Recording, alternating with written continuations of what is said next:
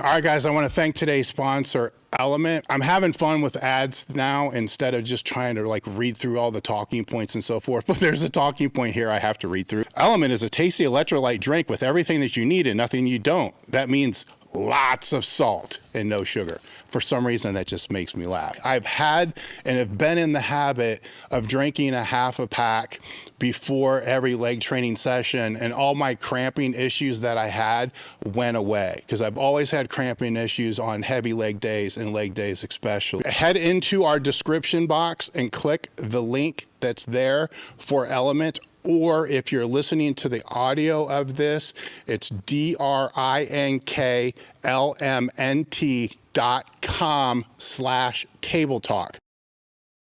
Today's episode is brought to you by First Detachment. Are you looking for a supplement brand that truly understands hardworking athletes? Look no further than First Detachment. I have known Justin Harris for pretty close to 2 decades. And if there's anybody that I trust with nutritional and supplement needs, it's Justin Harris. While I love all of their products, I'd suggest that you check out the Field Rations and WTH first. Go to www.firstdetachment.com and use the code TableTalk10 to save 10% off each order. The link is in the description. You guys are selecting Merrick for your telehealth platform needs. They have a couple different ways that they go about doing this. The first is through a self-selected experience. There's a Table Talk panel, which is the full panel. That would be the panel that I personally get twice a year. That's checking everything. You name it, it's all there. The other panel is a checkup panel with a guided optimization. You're connected with a patient care coordinator, and the patient care coordinator will meet with you to determine what your needs are. Thing to be able to help optimize your health or mitigate without judgment. So the discount code again is Table Talk Merrick Health for all your hormone optimization and performance needs. Today's episode is brought to you by elitefts.com. Founded in 1998 with the primary aim to live, learn, and pass on. Please help Elite FTS support this mission by smashing the like button, leaving a comment, sharing with a friend, and thinking of us for your training needs.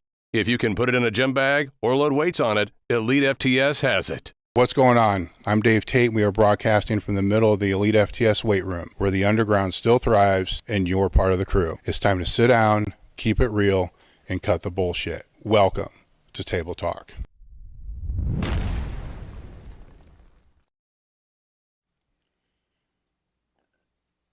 All right, and we're back with another episode of Table Talk. Let's continue with the story because it's a good story. I want to hear the rest of it. Then I'll jump into the introduction. So we were talking about cramping, and Christian was talking about sled dragging and burning the hole in the floor, right? Because of how many trips that you were doing, and continue. Yeah, because sleds didn't exist. Well, you guys were the only guys who had sleds, but they weren't selling it back then. It was like 25 years ago. So I said, well, but that's the secret if I want to lose weight to make class for weightlifting contests without losing strength. And my posterior chain was sucked anyway, so that would be beneficial. But I didn't have a sled, so I took 2 45-pound plates together, attached them together, and just walked in the gym, and the whole new rubber flooring just went to crap, right? Anyway, so I'm at home, and I was like super low calories, but that was my cheat day, so I went to town.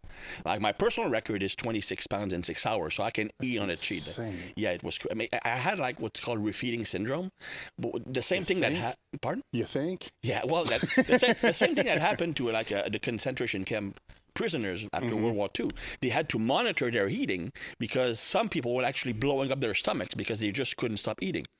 So anyway, so I was playing video games, right? And I was full of carbs and sodium and whatnot, and my legs start to cramp. And you know what happens? You just switch position to stretch the muscle, right? Now the other side cramps because I'm contracting that side. So I'm trying to switch to a different position. Before you know it, I'm lying on the floor.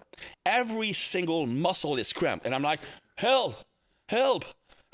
And I'm like 19 years old. I think I'm going to die right there. Anyway, that's funny cramp story. But that's what we were talking about. We were talking about the electrolyte supplements, actually the Element, which is sitting here on the table.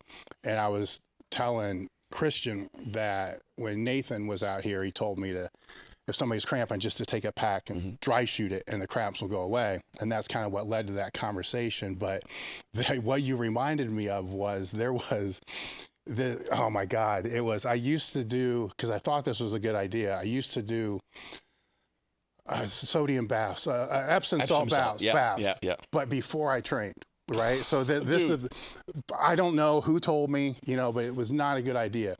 And so I learned after a period of time that this was causing some issues with cramping and shit like that. It wasn't helping. And so I kept doing them for recovery on, off days. And I have a deep bathtub. Yep. And this was shortly after my first hip replacement. So it was far enough that it was still, I was mobile, right? I wasn't in rehab mode, but I was mobile and was in the fucking tub and started cramping when I was in the tub, drained all the water, and I couldn't get the fuck out, right? Because it's a deep tub. I'm stuck. I'm seriously stuck. And that was when I remember that, because that's one of those times, because you have your phone, you're watching movies and shit like that while you're in there. And this is when I was training with John, and I called him, and I'm trying to explain this situation to him. But at the same time saying, don't you dare come over to my house to try to get me out of my bathtub. But I could use some ideas here. Yeah. Like, how the fuck am I going to get out of here without looking like an idiot? Or actually just getting out at that point, because now you start to get concerned. Like, you're cramping, you're in a tub, you can't get out. I think I just like went into aggressive. I just acted like it was a big weight and just went into like zippy mode and acted like I hit an ammonia capsule and just got super. You're in your mind like, fuck it, whatever tears. I'm getting out of the tub. That's so fucked up. Think about that. To get psyched up to get out of a bathtub. But what actually would have worked is, like, the tub was empty at that point, right? Yeah. You just like put ice cold water. If you have a cramp, for example, if I have cramps, I just stand on ice packs. Well, if I'm in the tub, I get it. Yeah. So you just put the ice cold water. Yeah. This will never happen to me again. No, just in case, but just in case it does. All right, guys, my guest today is Christian Thibaudeau. Author, presenter, speaker, got tons of courses, really doesn't need a lot of introduction. I do want to put in there that you are, a husband and a father, because I think that's important to put in. It also will kind of help provide a little bit more context to some of the conversations I think we probably will have as we move forward with this. You've been in the industry forever, and I don't want to go back too far and say, like, how did you get started with all this? Because there's a lot of topics I do want to touch into, where I believe you started with, high school football, and then that kind of went into bodybuilding and Olympic weightlifting. And then somewhere in there was a phase of training that was for bobsled, which I believe was your favorite style of training. That actually didn't last long. I was training a guy on the national team, and that's right after I was done with weightlifting. Okay. After the last nationals, I bombed badly, right? And I figured, well, it's not the sport for me, because I was doing everything I could to be a good lifter. I was driving 2 hours back and forth every single day, training at the national center, anything, and I just couldn't cut it, right? So I figured, well, what else could I do as an athlete, right? And I was training this bobsleigh guy, and I looked at the tests at the combines, and it was power clean. I would have been like top 3 all time. Bench press, I was pretty strong there also. Front squat, which I was doing over 500. 30-meter sprints, which I worked on eventually. So I said, well, I'm going to train for bobsleigh, man. Until one winter, I went to a water slide, a snow slide park with my girlfriend at the time, and there's this big slide that's called the Everest, like the biggest snow slide in North America. So I went up there, and there's this little kid, like 8 years old, just goes down, whee! Then I'm looking down and say, dude, there's no fucking way I'm going down. So I just walk back down. So you see, there's my dream of being a bobsleigh athlete died right there. Yeah. There's no way I'm going to go into sled driving 100 miles an hour in a slide. I'm going to die of a heart attack. So I decided to become a coach then. Yeah. Well, the passion for training always comes before the passion for coaching and the education of this. Yeah. At what point did the passion for wanting to learn more about getting stronger or jacked begin for you? Did that begin in high school? Dude, it started in grade school. So it started before that. So right when you started training, it came right after. I was probably like 9 or 10, and you know, I'm short. I'm not particularly good looking. I was smart, but you know what? The problem with smart kids is that, you know what? That doesn't help you be popular, especially in grade school or high school. So I figured, well, I need to be doing something physical because I have super low self-esteem even back then. And I believe that personality is highly genetic. Like I'm looking at my son, and he's 4, and he's a carbon copy of my own behavior. So there's a big genetic component to that. So even when I was super young, I had low self-esteem issues, I needed to be respected. Okay. And being smart would not cut it. So I wanted to be respected for something physical. So I played every sport that existed, and I was pretty bad at all of them because I'm not particularly gifted. But right at that point, I figured out, you know what? If I train, I'm going to be better at sport. So at 9, I was doing bodyweight squat, push-ups, ski squat while watching TV. Like in the commercial, I was training. So I started right now. And from that point on, I wanted to be stronger. I wanted to be stronger, and I started from that point on. When I started high school, I said, well, I'm going to play football, and I wanted to be a receiver. So I figured, well, all I need to do is run fast. So I'm going to do all the leg exercises that exist in the world. I'm probably the only high school kid who, for the first 2 years of training, only did legs. I would do like squats, leg press, hack squat, leg curl, leg extension, lunges every single day. Then I discovered that pecs look cool, and I drop the legs and I do pec deck every single day. Anyway, when did it turn into the passion to want to be able to learn the content to help others instead of yourself? If I'm going back through my own journey, most of the education was selfishly for myself. Yes, and it probably wasn't until I graduated college that I really started to think maybe, you know, it was for others, you know.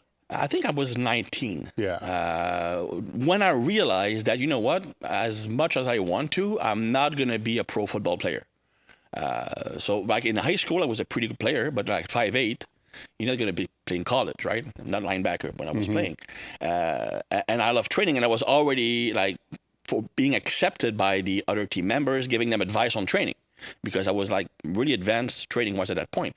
And I was lucky enough for my old mentor who actually introduced me to the Olympic lifts, introduced me to strength training. Like nobody knows him. He's like many other unsung great strength coaches that are much better than the authorities that we see on social media, like just a old in the trenches guy. And he was the only strength coach in our small town, because strength coaching was not a thing back then, especially not like a private strength coach. And he had introduced me to the Olympic lifts. I was pretty proficient at them. And he asked me, you know what, I'm training athletes. I'd like you to coach them on the Olympic lifts. I was 19, training professional hockey players. And you know what? They were listening to me, and they were respecting what I was saying. To me, who have never earned the respect of anybody, and that's a deep need I have, it gave me like more pleasure than anything in life. So that's when I decided I want to be someone who will teach people. Right from that point, I started my own website, which was called Iron Mag at that point, with a guy from Sweden. And at that time, it's ironic, I was able to stick with it because I barely spoke English. And my writing was even worse. But, you know, you can see still the passion in the writing. And you know, I had the audacity to send an article to T-Nation, which was the big thing back then. They obviously rejected it, but I kept going on and on and on. I wanted, for me, and that's selfish, okay? I mean, yes, I wanted to help people, but not because I'm a great person, because I'm a low self-esteem person. And knowing that people like me or respect me is what I need as a person. So, and I figure, you know what? By helping them, they respect me, they like me. And eventually it became more than that, obviously. But that's how it got started. How long did it take you to make that self-realization? A long time, dude. I was probably like 30. All right. 28, and I was coming back from a rave party. I mean, hypothetically, of course. Hypothetically. And I had a little bird tell me to ask you about rave parties. It's a French Canadian thing. So I might have hypothetically used too much amphetamines, which would become a recurring theme in the future. But I had a bad mental state afterwards. Like literally, I had like an out-of-body experience that lasted for a week after that. Like when I was doing lat pull downs, I would actually see myself, which is pretty cool because it's the first time I actually felt my lats because I could actually see myself.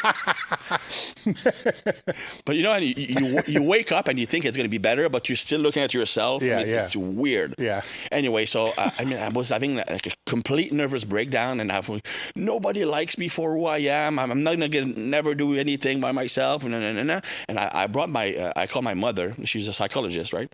And she drove all the way. And I'm like 240 back then, and I'm crying in her arms because she just told me, "Okay, Christian, you are like this, and this. That's why you are," and that just hits the sore spot, man.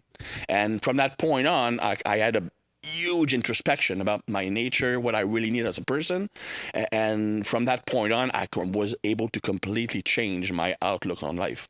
Yeah. The reason I put it out there is you're coaching people in person, or we're coaching people in person, but you're also a big presence online. And unless you've actually been there and done that, people don't really grasp when I say what I'm about to say. They're two completely different worlds. In one world, you're being told, thank you after every session, and see you next time. It's all positive accolades, very, very little negative. Yeah. The only negative might be, oh, I already paid you. Yeah. Right. And you're like a billing thing. Where online, it's the complete opposite. Yeah. It's all negative from what you see. Yeah. Right. Because it's just how it works. But if it works well, if they had a great session, they won't tell you about it. They will send you messages only if there's a problem to fix. Yes. Yeah. And if it's critics that are online, they're not saying, hey, great article. It's bash. Yeah. That's all it is. So for somebody that's coming in as a coach looking for that fulfillment of being able to help other people, but then imagine if it's only in this online sphere, then you're fucked. And what was really hard is that I was also very active on forums, and sometimes with an alias that wasn't my name, and sometimes people would critique me and talk to me about me, if that makes sense. No, I get it. So I'm not just, okay, dude, that's what they really think about me. And that would piss me off, especially coming from Lyon McDonald, which was as you know, he's like to critique people. But yeah, it was really hard because I could see all that negativity. Yeah. And it took me a while to be able to be immune to that. Well, I think anybody that wants to aspire to become, I don't even like the word influencer, but, for lack of better word for this context, influence in the industry, they better get over that fast. Yeah. Because you have to find the gratification in the silent majority, which just isn't there, and have to become callous to that. Yeah.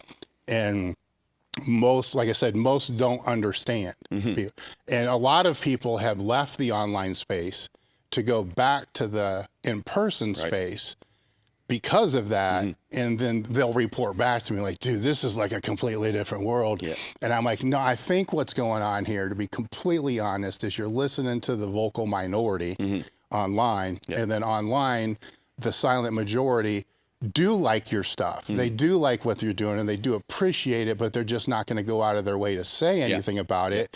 And I can prove it because when's the last time that you have said anything to anybody about it that has been in your sphere?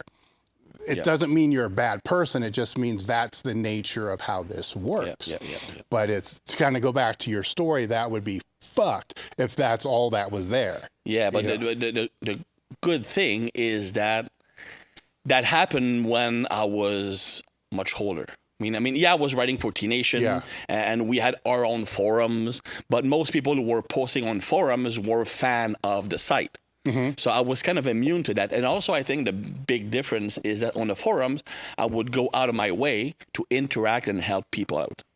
And so people saw that I was actually trying to help them, not like put myself on top. But what happened was mostly when I joined Instagram and stuff like that, then I could see more negativity. But by that time, I was used to the interaction that I would see from forums and stuff like that. Yeah, so it's already built in with that. With the one topic I wanted to jump in with is the one that you sent, and it's the difference between natural and, do we want to say tested and non-tested, or do we just want to say using and not using? Using so and not using and yeah. not using. Yeah. It can get convoluted sometimes. Because, they're just not use natty because it just that sounds really bad. It sounds bad, you know. So I'd love to hear your thoughts on that. I have a couple thoughts on it myself, so I want to see how that kind of wraps into what you're going to say. Yeah, well, it's people oversimplify it. Okay, and I'm going to start by saying what most people believe. Okay, and that's not that accurate. Yeah. People assume, you know what, steroids, what they do. Well, first of all, enhancing drugs is not just steroids. I mean, you have growth hormone, you have many other things, right? But let's say steroids, it increases protein synthesis. So people assume, well, because it helps build and repair muscle damage, then it allows you to do more volume. Okay, that's the most common belief, that if you're enhanced, you can do more volume or get away with more volume, which is different. And if you're natural, you need to lower the volume. And if we're talking about, let's say, hypertrophy, pure hypertrophy training with lighter loads, let's say sets of 8, 12, 15 reps, then I would tend to agree. Because that type of training is not super stressful on joints, on tendons, and stuff like that. So yeah, you can probably do more work. When it comes to strength, I think many times it's the opposite. Okay, and I think you mentioned that in the past, that the problem is that steroids and other enhancing drug will make you gain strength faster than your tendons and joints can keep up with. So you are increasing the risk of injury because you are so much stronger than your structure can allow you to do. So if anything, if you're training for strength, okay, you should do less volume, because each set in that enhanced state where you are producing more force than your tendon and structure can support is a risk of injury. Okay, and I would agree with that, but again, with the caveat, that's not as simple. It depends on the style of training you're doing for strength, okay? And it depends on the type of drugs you're using, okay? Let's look at the type of drugs, for example, okay? You have steroids. Again, all steroids will increase protein synthesis, will help you build muscle. But some have other effects. Like a lot of them are neurostimulant. They will increase the effectiveness of the nervous system by several pathways, which make you stronger than it makes you bigger. You gain strength a lot faster. For example, something like trenbolone, like allotestin, will increase the sensitivity of the beta-adrenergic receptors, the receptors that interact with your own adrenaline. So you become more sensitive to adrenaline. And when you are sensitive to adrenaline, what that does is you get stronger, more powerful. You can get in that hyped up zone much more easily. And you also shut down the protective mechanisms. It puts you in that like fight or flight mode, right? So trenbolone, allotestins, stuff like that will increase strength by increasing your sensitivity to adrenaline. You have other products, mostly the DHT derivative, that will increase the speed of neurological transmission, mostly by increasing acetylcholine or acetylcholine recycling, for example. Even something like a Masteron, which you would not associate with strength, can be a very potent strength enhancer by increasing neurological factors. Okay, now, so these products can help you neurologically. They will make you a lot stronger neurologically. Okay, and now, okay, so let's backtrack a bit. And then, of course, you have drugs that will actually protect you against injuries. Like if you have something like an anadrol, that will increase water retention. Okay, the more, and again, when you're peaking for a powerlifting competition, a powerlifting meet, you blow it up on purpose, right? Because the more water retention you have, the more stable your joints are. That's called passive stability. So the more stuff you can pack around the shoulder, for example, could be glycogen, could be water, could be fat, it creates pressure on that joint. Pressure creates stability. More stability means your body will allow you to use more of the strength potential because it feels safer. Yeah. So product that will increase water retention can actually make it safer to lift heavy. And then you have, of course, you have some product like DECA that will actually increase joint lubrication, and you have some product that might actually help with collagen synthesis, which would help. So if we look at that, again, the training will be affected by the product you choose to use. Or more precisely, you should adjust the product to your training style.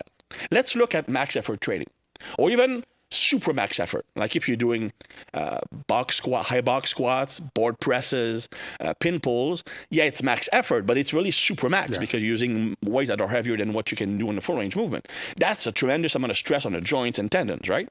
So if you are taking a drug that increases nervous system, what happens is you are turbocharging your capacity to do that effort to dangerous levels. See what I mean? Yep. So in that case, if you're someone who's using max effort with drugs that are neurostimulant, then you can't do volume, because if you do volume, you're going to tear something apart. Okay. But if you are using something like a Russian type training, like Boris Shaiko program, which is the polar opposite of maximum effort. Yeah. It's literally just practicing the main lifts with 75, 80% sets of 3 reps. It's not hard training. Mm-hmm. You're doing tons of sets, but none of these sets are physically hard. None of these sets are stressful on the joints, on the tendons, because it's very submaximum, right? Mm-hmm. The main effect of that program is mostly through technical improvement, but it provides very little in terms of muscle growth. In fact, when I used it, I lost muscle mass, which is why I had to delay a photo shoot, because I was getting to look like a Calvin Klein model when I dieted down. Then it doesn't work great for neurological efficiency, because if you don't lift heavy weights, you don't get that strong neurological drive. The only thing it does, it makes you good at doing the lifts. Okay, and if that's your problem, that's going to help you out. And for them, the steroids will actually be allowing them to do more volume. And it can actually compensate for the fact that they don't have any neurological training. See what I mean? Mm-hmm. And if that training does not train a strong neural drive, but you're taking trenbolone, taking allotestin, which increases your sensitivity to adrenaline, or a mastron, which will increase neurological drive, then you compensate for the shortcoming of the program. It doesn't increase how dangerous it is. See what I mean? Yeah. So that's the first thing. Then it also looks at, well, what are your strengths and weaknesses? So if you are someone who's extremely muscular, but very poor nervous system, okay, then if you use a product that boosts neurological efficiency, you're probably not at a huge injury risk if you do more volume, because you already have the structure in place, big muscle mass, big tendons. Okay, so increasing neural drive is not going to be a problem. But if you are someone with a very effective neural drive but very low muscular development, so probably a weaker structure, and you use product that boosts neurological drive, then you will get injured. You will get injured, right? So again, it depends on what your problem is. If you are someone who lacks muscle mass, you probably need something that is more anabolic and that will also create water retention. Because you need size, you need weight. Weight moves weight. So you need stability, you need more protein synthesis, you need something that converts to estrogen. Because the estrogen increases IGF-1, which increases muscle growth, and it also keeps the joint lubricated. But if you're someone with plenty of muscle mass already, that is very stable, but you have shitty nervous system, then you want to go with the product that will drive the nervous system down. So it's not as simple as when you are enhanced, you can do more volume, or you should do less volume. It depends on your style of training. If you're using max effort, yes, you probably need to do less heavy lifting when you're on, but you can compensate by doing more assistance work, because the assistance work is not as traumatic on the joints. Okay, and so again, it depends on what you need as a person. What I've always observed and have stated is, in a more meathead way, much of what you were just saying is that there's more factors going on than what people would lead to, right? Because they're saying, well, the recovery should lead to X, where there's a lot of factors at play here, where I most definitely would notice the explosiveness that you're, even for myself being on cycle or off cycle, there's a feeling of a bar popping on my back when I'm coming up from a box squat to the bar just coming up. For me, it's dramatic, because I've always been more explosive than strong. It's dramatic. And that is also more fatiguing, Absolutely. So that because of what you're saying, the adrenaline and all that, that's more fatiguing on that for that lifter, right? Now, some lifters that are just grinders, not so much, but I still wanted to try to get their intent to become better, even though it may not actually look like it ever gets better because that's just how they are. But yet they would still fatigue faster if they were on. Depending upon how you want to define fatigue, the rest periods and stuff like that can change. The other thing I noticed, and it may still be true if somebody's not using and somebody is using, the more muscle mass somebody's carrying, the more oxygen they're going to use while they're training. And that's also detrimental, especially when you're on stuff, because you're just sucking oxygen like you can't. The biggest problem is not so much the oxygen, although that's an issue. It's more the fact that the more oxygen you take in, the more CO2 you produce. And that fatigue, in my opinion, is just that you just can't clear out CO2. So you're almost intoxicating yourself with your own CO2. Yes. That comes with the higher oxygen cost, of course. And also the fact that, and people might be shocked, but you know what? Drugs are actually not healthy. Well, yeah, we'll get into that. We'll get into that one.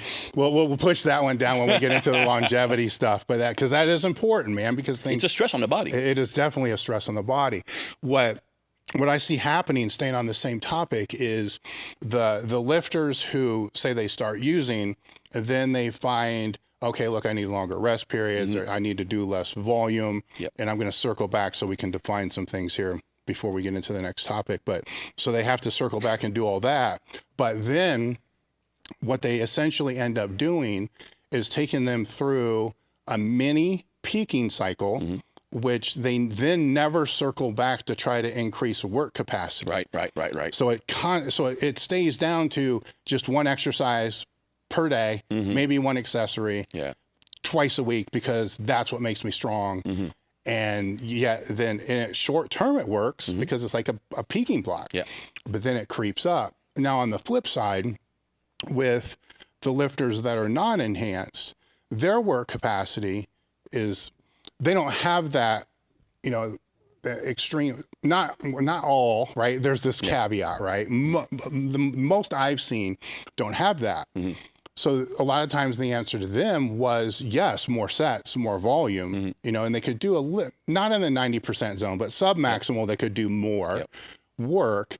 And then it becomes this weird game, because they're, as intermediates and beginners, they're looking to the advanced guys who are using to try to replicate what they're doing, and then doing way less, and it's even way less than what they really need, or vice versa. You'll take somebody that is using, and then they're training with somebody who's clean and has been training for a while, and they are just getting their dick ran in the dirt because they can't match just the basic work capacity work, the sets that are under work sets. Before we go on, just for the audience and just for us as well, there's some terms I want to just make sure that we're defining the same way, because strength, bodybuilding, all this other stuff. Volume, I look at as just sets times reps, okay? And then workload, sets times reps times weight. I know this is simple, but it's for the audience, and we've seen it misused so many times. Work sets, I define, somewhere is the sets that are going to be tracked that matter the most, right? Anything under that would be like sub-maximal if we're talking strength. Bodybuilding, that gets weird, right? Because they have, some will just do one work set, some will do 4 work sets, and sometimes those 4 work sets aren't really work sets. You need, I think that, again, it goes to a concept that is being bastardized and overused. Like the number of repetition in reserve. It's like a catchword right now on the internet, like RIR. The problem is, and I agree with the concept in theory, but you know what? How do you evaluate how many reps do you really have in reserve? Most people who think they have 2 reps more to do, they can to failure, probably are closer to 4 or 5. Okay, people that can do, unless you've been going to failure like a lot of times, you don't know what it feels like to have 1 rep in reserve. 1 rep in reserve, it's ball-busting effort for most people. Yes. And people they think it's an easy set. And in that regard, I think that to me, anything that is more than 2 reps in reserve for hypertrophy would not count as a true work set, because you need literally 3 times sets to get 3 sets to get the same effect as 1 set to failure. Yeah. So, Well, I think a lot of those things, the athletes and the coach do a terrible job of anchoring what, a 10 RPE or what a failure is, because that can change as well. And with the reps that count, the reps that matter, in my brain, there's still caveats to that, because you can't explain speed skaters. You can't explain cyclists that have giant fucking legs. So at some point in time, work capacity matters too. Yes. So the answer to all of this is a phasic approach to training, which we will get into, which we will discuss in detail. But just to get back to it, by the way, about when you mentioned like enhanced lifters can't do more work because it's more draining, but one of the answer is to actually do work capacity stuff. Yeah, cardio. Yeah, exactly. I mean, that's a dirty word, but I strongly believe that enhanced lifters need cardio more than natural lifters, because the whole muscle mass they're building, the increase in blood pressure, it just puts a lot more strain on the cardiovascular system. And it's my belief that if your cardiovascular system is under strain, you cannot perform in your sets. That's why you can't do as many sets. But if you bring your conditioning up to par, then you can probably palliate for many of these shortcomings. So it's funny because, success leaves clues. So I can go back to, Louis and my time at Westside with the GPP, the sled dragging type stuff. Essentially, in not really steady state, but not also extreme state recovery stuff. DC training, very big on a lot of cardio, more cardio than what you would imagine, with a high intensity, low volume type approach. And so you see, through there that the bigger people, and with super heavyweights that I've known over the years, they would always have this awakening, to where they just started like walking on a treadmill for 10 minutes. The story's always the same, where they just started like going for a 10-minute walk. Then, oh my God, my training just went like, you stupid fuck. It's like, we've been telling you this. It's not really, to me, I think it's the moving the nutrients through the system to be able to let the protein and everything synthesize and do what it's supposed to do. Where when they're just slobs, not moving, and resting, then how is that circulating? It's makes total sense, right? But that becomes that weird thing I was talking about earlier, where they go through these many peaking phases, for training economy, and not so much density, but economy. Then they're like, wow, I got super strong. I'm never going to walk again. I got super strong. I'm never doing accessories again. I got super strong. And then they end up, and that's not just supers. It's kind of everybody that falls into that realm. If you can find a justification not to do cardio, I mean, you're not going to do cardio. I mean, you're actively looking for reasons not to do it. Yeah. Well, with some of them, if they can just reduce the time period between sets with their accessories on the very back end. Yeah, but then that makes those sets less effective.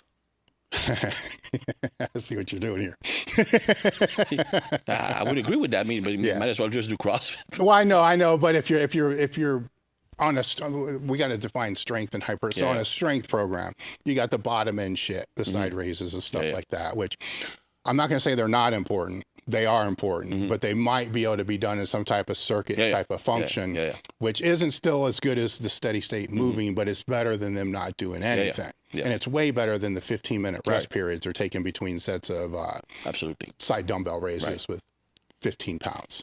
Again, when you say shortening rest period, to me, that's like 15 seconds. Because I don't rest a lot between sets. But I mean, of course, if you go from 5 minutes to 2 minutes, then that's probably going to be beneficial right from the start. So to circle back to what you were saying, though, the question I would have is with that neural drive and that neural efficiency, which it's developed in childhood, right there. I forget the age blocks for each one of these things, but it's not like it's not developed later either. Now, when we get 40, it's different. It's about maintaining. If a young athlete, say 18, 19, old enough to make an adult decision, is to start taking anabolics at that age, instead of developing that neural efficiency without the anabolics, can that be a deterrence to develop it to its fullest later, or are they already past that developmental phase? No, but I believe that if you're using the anabolics as a substitute for neurological work, then that's a problem, because that's actually a transient improvement. Like, for example, when you mentioned that when you're on, then you already, like right from the start, feel more explosive. And to me, that's a sensitivity issue with the adrenergic receptors. You just become so sensitive to your adrenaline that you get into that fight or flight mode, that much more easily, okay? I strongly believe, and yes, explosiveness, there's a lot of physiological component to it. But I strongly believe that one of the most misunderstood part of being explosive is the intent. It's in your head. Like, if you're going to punch someone, as hard, you only have one punch to knock that guy out before he replies. That's the mindset you have to do with every single explosive. And some people just don't have that. They just don't have that.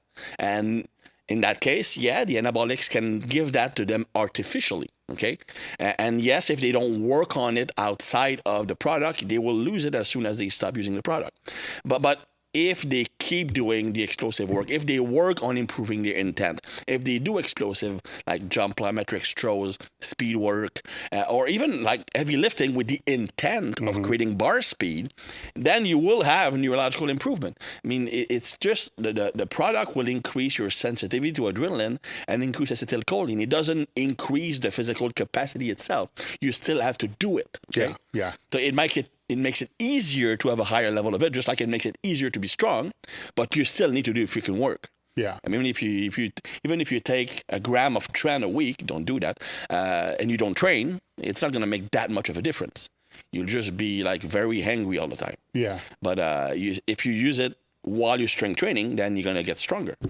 Well, there's a continuum, right? So with strength, it's easier to see the continuum. As you get stronger, you just move more weight. Yeah. With the explosiveness, it's kind of a little bit harder to see because it's harder to measure exactly what that is. Especially if you're gaining body weight at the same time. Yes. So it's hard to gauge what that is. So I guess to circle back, the question that I'm asking is, will that, because all things to a certain point hit a limit and people, I mean, it's a fact. I mean, but then it becomes a matter of how can you physically cycle things to get the best out of whatever that limit is. Because that limit doesn't mean that's what your best is. Yeah. Like the 300-pound bench isn't necessarily your best bench because you might have left 30 on the platform. But how do you go get that 30 extra back? So if that is that limit, where with that explosiveness, if it's artificially aided, you know, in a younger period where it could be developed, will that limit that cap? If you're perceived cap. If you're stupid about it, yes. Okay. Meaning that if someone, again, if they rely on the product, I mean, the same thing could be said with strength or hypertrophy. Okay, will using steroids early limit the amount of muscle you're building? Sure. So that's a better way to look at it. Yeah. So the answer would be yes, if you never cycle off, if you never learn proper training. Okay, because some people just say, well, because I'm on, I can make progress without learning about new methods, learning about programming properly, and they just train balls out all the time with programs that may not make sense. So if they go off, then they just can't maintain that muscle mass. They're going to drop it and they can't gain it naturally. So I think if you use more cyclical approach, then let's say you're on for 8 weeks, then you're off for 8 weeks, then you can actually learn and to build muscle naturally. Okay, and you actually become smarter with your training. I think that's the biggest issue nowadays, is that when people are starting early, they don't learn how to train. So it's not the fact that they're starting early. It's the fact that this prevents most of the people to learn what effective training is. I believe so. And something I changed my viewpoint on is that I believe that enhanced or natural, the optimal training or the best way to train is pretty darn close. It's not as different as most people think, okay? When you're on drugs, you can get away with more training mistakes. But that doesn't mean you should be making those mistakes, like volume. Yes. Just because you could tolerate more volume in a bodybuilding program doesn't mean it's the best way to train. Even if you enhance, you can get away with it. Doesn't mean it's optimal. But a lot of people like volume. It makes them feel good. They get that massive pump and they equate that with more gains. And I think that a lot of people don't learn to train hard because of that. If you train really hard, it's hard to do volume. It really is. Okay, so I believe that if someone is smart, learns to train properly, the best way to train enhanced or natural is not that far off from each other. What happens is the drugs will give you maybe 3 times the gains. So from a workout, instead of progressing by 1%, you're progressing by 3%, maybe, for the same stimulus. That's the main benefit. Okay, because the problem is, I think, my opinion, and that's a theory I have, is that when people really push the volume with steroids, once they go off, they are a lot more likely to lose the muscle they built. Mm-hmm. Let me explain why. I think that most people who lose muscle mass when they cycle off is not because they shut down their testosterone production. Okay, I mean, unless you're like old like us, it will come back. Okay, and that's not too long to come back. And even then, men with 0 testosterone can still build muscle. So maybe it will slow down the gains, but it should not explain why you're losing the muscle you already have. The only hormone that can do that is cortisol, which is a catabolic hormone, right? So what happens is that at the cellular level, testosterone or steroids will bind to the androgenic receptors, cortisol to the glucocorticoid receptor, right? Now, the receptors will send a message to the nucleus of the cell. And both the glucocorticoid receptor and androgen receptors use the same second messenger.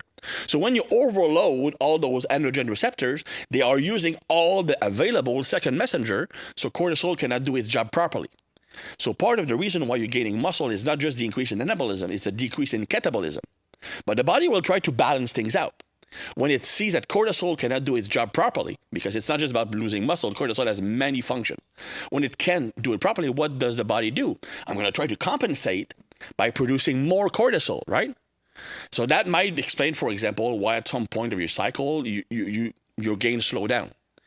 Then most people, what they do, they will increase the dosage at that point, right? So normally they should stop their cycle at that point. When they increase their dosage, it works for a while, and it stops working. Why? Because I believe that the body will make the glucocorticoid receptors more sensitive so that they can steal the second messenger for testosterone. And eventually, a long-term adaptation, you might actually increase the number of glucocorticoid receptors. Regardless, what happened is once you end your cycle or your course, you have an increase in cortisol activity, either from the overproduction or the increase in sensitivity to receptors. So for a short period of time, maybe 3, 4, 5, 6, 8 weeks until it regulates, you're essentially breaking down your muscle 24/7 because of the increase in cortisol action. See what I mean? Mm-hmm. And when it comes to training, volume is one of the main driver of cortisol, because one of the function of cortisol when you're training is to mobilize stored energy. The more movement you have, the more volume you do, the more energy you need, the more cortisol you release. So when you're enhanced, well, it doesn't matter because you have all these androgens to compensate for the increase in cortisol. But you're still producing more and more and more and maybe increasing the receptor sensitivity. So when you stop injecting the product, you're still in that state of enhanced cortisol activity. And the more volume you did, the more cortisol you increase. The longer the cycle was, the more cortisol you have, the more likely you are to have upregulated the receptors. And now you're going to lose a shit ton of muscle.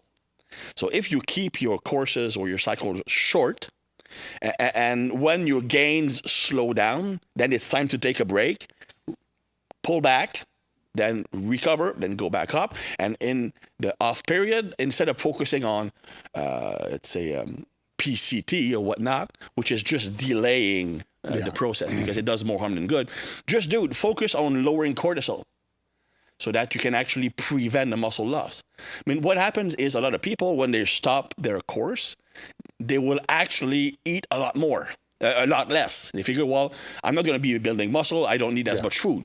Or, well, I can't be big, might as well be shredded, right? Mm-hmm. That's the stupidest thing you can do. Yeah. Because the best supplement to block cortisol or reduce cortisol is food, especially carbohydrates. Carbohydrates, because one of the functions of cortisols is mobilizing stored energy and increasing blood sugar level when it's too low. So if your blood sugar level is high, there is less need to produce cortisol. Then you have supplements like glycine that can really help. Phosphatidylserine can really help. So you should invest all your efforts in lowering cortisol. But the point is that, yes, you can get away with more when you're on cycle, But if you do more, understand that you're more likely to lose the muscle you've built afterwards. I think there's a lot of things that happen afterwards, though, too, where all those things that you were saying, but then you have to compound it with, they don't think that their training is going to be as intentful, so they don't give a shit as much. In many cases, they may have peaked for something, you know, so a show, contest, whatever it is, and now it's off-season time, so I'm going to spend more time on business, family, or whatever. So there's a lot of variables that are hitting in there, and I think the wiser ones are the ones that do have variables to pivot to, instead of sitting there and saying, oh shit, and dealing with everything that you're talking about. Well, just the fact that you're worrying, that's the problem, will make things worse. Way worse. Exactly. And it's that staying on that topic, that same thing happens as they begin to peak for a show, contest, or whatever it is, without them even knowing what's going on, is they start freaking out, worrying about, which is crazy, especially if the training's done. Like, the heavier lifts are done, you're 2 weeks out, then they're just freaking out. Or bodybuilding, they're freaking out about that in the cortisol, they're holding water. Yeah, absolutely. You know, and it's just this crazy ass thing that just trying to have that conversation with athletes is interesting. That's the only way I can define that. Even in bodybuilding, it's pretty simple what happens, right? Cortisol will increase water retention because it upregulates the hormones responsible for water retention, vasopressin, aldosterone, and also because it reduces glycogen storage. So you look flat and you look watery. But for strength, what people must understand is that cortisol and adrenaline are connected.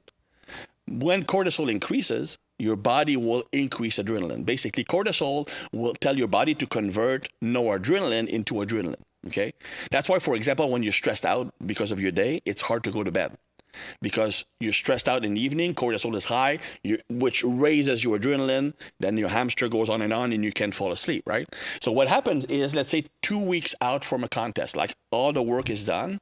Now what happens is, because you feel like, okay, I'm not working on improving anymore. Like when you're still lifting heavy in the gym, you kind of reassure yourself, because you know what, I'm getting better. I'm getting better. But when you have to just like hold your pattern until the competition is, then you're freaking out because, dude, I might lose it. I'm not touching heavy weights anymore.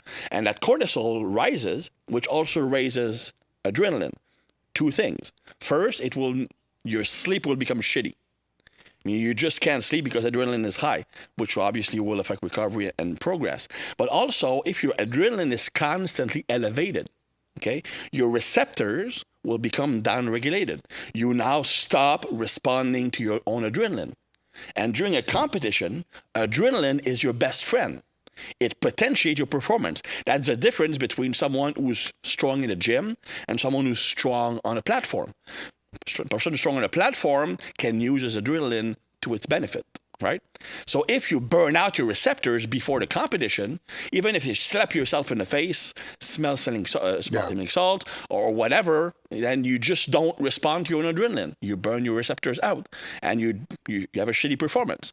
So absolutely, the last 2 weeks is where you need to learn to like be confident, because the stress will be your worst enemy. That's super easy to predict. What are some strategies that you've seen that's helped lifters and people in bodybuilding? Just let's stay with strength.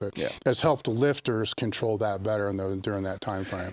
It's hard, man, because from what I remember when I was a lifter, that's always why for example, my best snatch in training was 140 kilos, 142, and I never did more than 115 in competition. Like, that's why I stopped competing, and because I was freaking out the 2 weeks before. And most lifters are neurotic. Okay, we really are. A lot of people, especially, again, you have two types of lifters.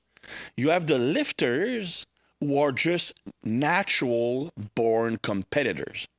They actually, like, these are the guys who they almost, like, you don't see them in training.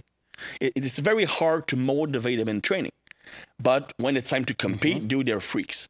And you have guys who always kill it in the gym, but you lose them on platform. Like Tom is like that. Like Tom is literally like 40 kilos strong, 30 kilos strong on bench in training and in competition. Because he is that worrying type, and it's built into you. And people like that often come to training, like I did, to solve self-esteem issues. And that is your personality. You need respect, you need admiration, and you have no faith in yourself. Like you have a low self-esteem. So for your own perspective, if I'm not doing everything I can to get better for a week, dude, I'm gonna be crap. I'm gonna be crap. And that just feeds into the monster. Okay. So it's really hard because you cannot really use a band-aid strategy. It has to be work on yourself. Yeah. So it's really freaking hard. And not everybody is open to that. You need to come to that realization. And maybe like objective analysis can help, maybe reassure you, but unless you really fix the underlying problem, which is lack of self-esteem, lack of confidence in your capacities, then if you don't have every week the proof that you still have it, then you think you don't. I think with the lifters I've helped, it's been a big thing to help them define exactly why they're doing what they're doing. Yeah. Right? Because if they're able to do that, because they all, at the higher level, they all perceive themselves to be all in. Like they're taking health risks, they're doing all kinds of things to be all in. And when you start peeling back the layers to figure out, are they lifting because, now they may have started because of self-esteem issues. I mean, and it may still be now, but 15 years later, if they're competing, they're probably cool with those. They're deep rooted, but they're probably past all that. It's still a driving force, but are they doing the training because they love to do that in the gym, to max out and to, deal with those demons and confidence shit in the gym, or are they doing it for what's going to be on the platform? And to truly define that for themselves as to what it is, because there's nothing wrong with either one. Right? One, it's just, actually it's best. I mean, if they are just that gym person, then don't stress about the meet, because that's not the indicator of your performance. Correct. Actually, it shouldn't be anyhow, but the indicator of your performance should be the training. So if the training was solid and that's not the indicator of your performance, that's the vacation. That's the fun time to go hang out with friends that like to do the same things as you do. So it becomes a different day, right? So it's not that, and let the cards fall where they might. Now, if it's the other, where they really want to win and they're serious about it, like they really, really want to win, then that conversation becomes different. Like, well, if you really want to win, then how much unnecessary shit are you doing now that's not working towards that? Like, are you meditating? Are you visualizing? Because it will help. If you visualize this 5,000 times from 12 weeks out till now, it will help. But if you're not, don't tell me you're all in. When that's the thing, you see what I'm saying? So when you start to peel back and looking at those things that could make them really be all in, like backing off when things are, you're like you were talking about the drugs are, you're feeling that tipping point, right?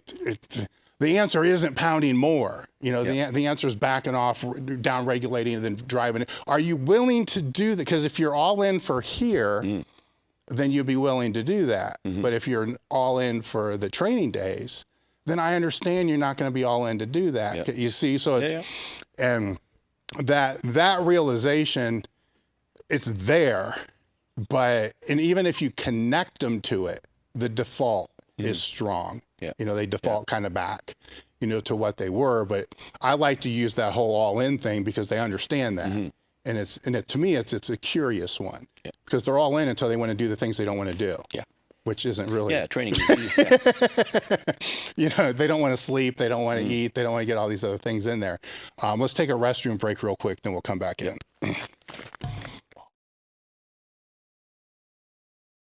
You guys are selecting Merrick for your telehealth platform needs. They have a couple different ways that they go about doing this.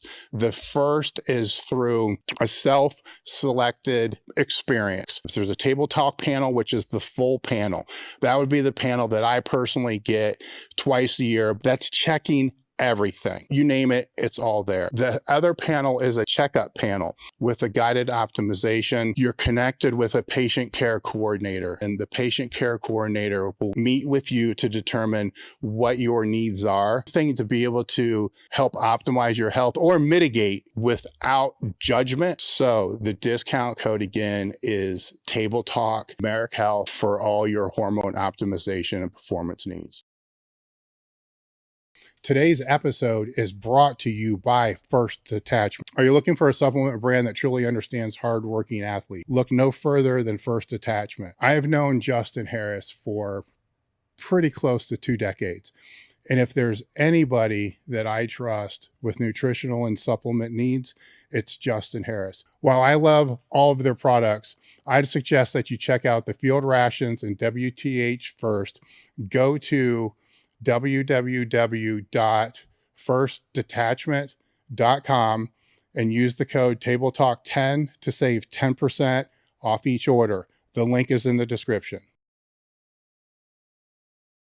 All right, guys, I want to thank today's sponsor, Element. I'm having fun with ads now instead of just trying to like read through all the talking points and so forth. But there's a talking point here I have to read through. Element is a tasty electrolyte drink with everything that you need and nothing you don't. That means lots of salt and no sugar. For some reason, that just makes me laugh. I've had and have been in the habit of drinking a half a pack before every leg training session, and all my cramping issues that I had went away because I've always had cramping issues on heavy leg days and leg days especially. Head into our description box and click the link that's there for Element. Or if you're listening to the audio of this, it's drinklmnt.com/table talk. The Swiss Symposium 2023. Yes, we are bringing this back to Columbus again. The date is October 20 and 21, Columbus, Ohio. Hilton's the same location it was last year. If you head over to the website, there's a big banner that links directly to Swiss. There's also a link in the description box so you can see who the presenters are as we are booking them for the symposium. The symposium's been going on for 20 years. It's, in my opinion, probably a little biased, but in my opinion, one of the best symposiums when it comes to strength and conditioning, sport medicine, therapy, physical therapy. Right now, the admission is 38% off or 48% off. Don't know. I'm not looking. I'm just kind of looking at the camera right now, but it's the early bird rate. That rate is until July 1st. So now is the best time for you to sign up. When you go to register, there's 3 different ways that you can register for the symposium. There's the general admission, which gets you into all the different lectures that you want to go to. The caveat is there's 3 or 4 lectures going on at the same time. So the second option allows you to purchase the videos of all the lectures for you to be able to watch at a later time. So that allows you and gives you access to everybody that's presenting if there's 2 people presenting at the same time that you would really like to see. The format that those are in is it's a streaming service. So it's if you've ever purchased a training course from anybody before, it's very similar to that. So you log in and then there's all the presentations that are there. You just click, you watch, you stream. It's how it works. The third option is the VIP option. And included in that is the Sunday after the symposium.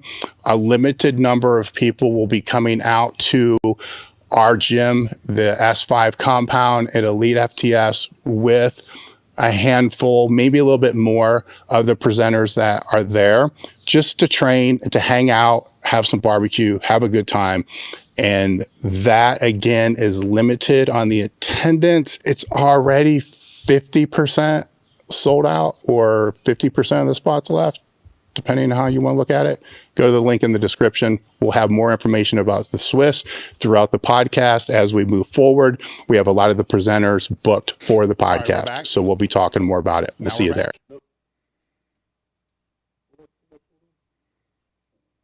All right, now we're back. Okay. All right. What I want to jump into next is the oh, my brain just died. The what do you call it? Neurotyping. Neurotyping, yeah. Right? Because I just watched all the videos on that kind of stuff.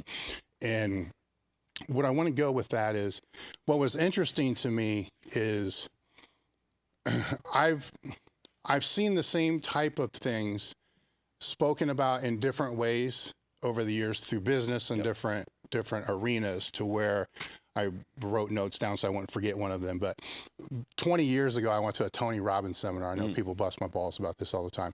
But anyhow, he was talking about the 6 human needs that he defines, which is, certainty, uncertainty, which is variety, significance, connection, growth, contribution.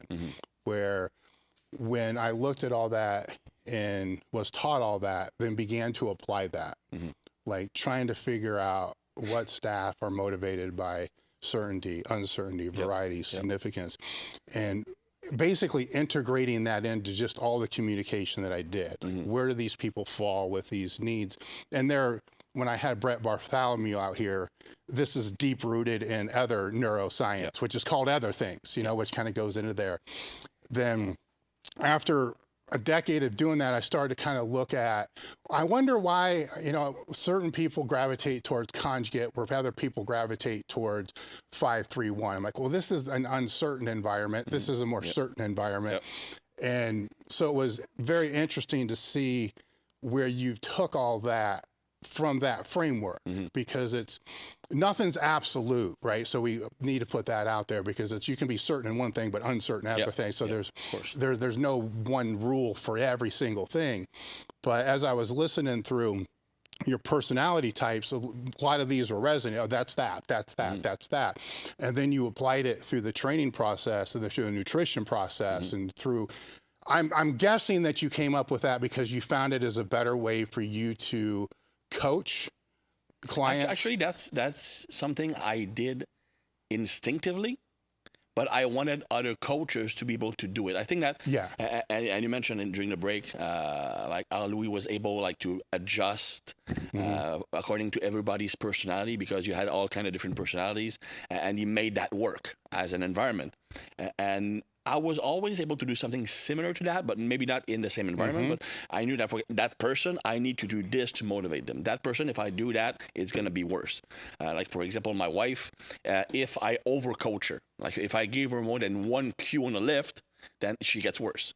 She actually wants to learn by practicing, by doing. Other clients I had, I needed to give them literally like 15 technical cues for them to be less anxious about performing and be able to do the lift. So I was able always to be able to, okay, this person is like that. I need to interact like that with her or with him. This is the kind of training they will be attracted to, okay? And it always boggled my mind that not every coach was like that, because I've always been like that. Even when I was a kid, I was extremely good at reading people. Yes. And I believe that, again, I don't want to harp again on the lack of self-esteem, but the need for recognition. But I believe that this drove this capacity, because when you don't trust yourself, or you have low self-esteem, you don't believe in compliments. If you give me a compliment, it annoys me more than a critique. Okay, because he's shitting me, he's trying to get something out of me, because I don't believe I'm worth a compliment, right? But I still need to know that you like me. Okay, so really early on, I was able to read people's body language instinctively. And out of necessity, does that person like me? Does she hate me? Do I need to adjust my own behavior? And my own strategy is to modulate my personality on that person. I'm trying to mimic you so that you will like me. That's subconscious. Yeah. Okay? And I thought that every coach is like that, but turns out I was wrong. So I feel, well, many of these things can be useful when you deal with different clients, different athletes. So I wanted to make it possible for coaches to be able to evaluate, this person is like this is the best way to interact with them. Or this might be the best type of training. I mean, that's going to not tell you, okay, you need to do this amount of set, this amount of reps, but the overall training principle will be more variety-based, will be more like some people, okay, if you talk about conjugate, some people will get the best gains of their life on conjugate. Some people will not progress because from a neurological standpoint, not just from an interest standpoint, some people lack the capacity to transfer the gains from an exercise to a similar movement. Like if I take myself, for example, if I stop back squatting and I front squat exclusively for 6-8 weeks, my front squat goes up by 50 pounds. I go back to back squat, my back squat will have come down. A lot of people, they don't back squat for 6 months, but all their other squats went up. They test their squat, it went up 50 pounds. Because they have the neurological capacity, which is mostly due to a high acetylcholine level, to transfer motor skills very easily. So they both acquire skill very easily, because that's the downside. If you could make a critique of people who have a wide variety of exercises, is that some people are motor morons. They just can't learn these movements. I mean, now in powerlifting, that's not as much of an issue, because yes, there are some key technical point. But if you do a box squat and you do a back squat, well, many of the cues are the same. You're just changing the movement slightly. But if you were talking about sport skills, then some people just cannot rapidly learn new skills. So if you switch every week or two, they never become proficient in the movement. Some people are motor geniuses, and they can very easily acquire these skills. So for them, more variety, the better, because it reduces stress on the body. Wear and tear, overuse injury, stuff like that. So it really depends on the person. And obviously, the better athletes, the more successful athletes, all sports included, are those who would actually respond well to conjugate training. Not because conjugate is so great, because they have those who have the neurological nature to respond from conjugate will have the natural skill to learn movement skill very easily and transfer what you do in the gym to the field. Yes.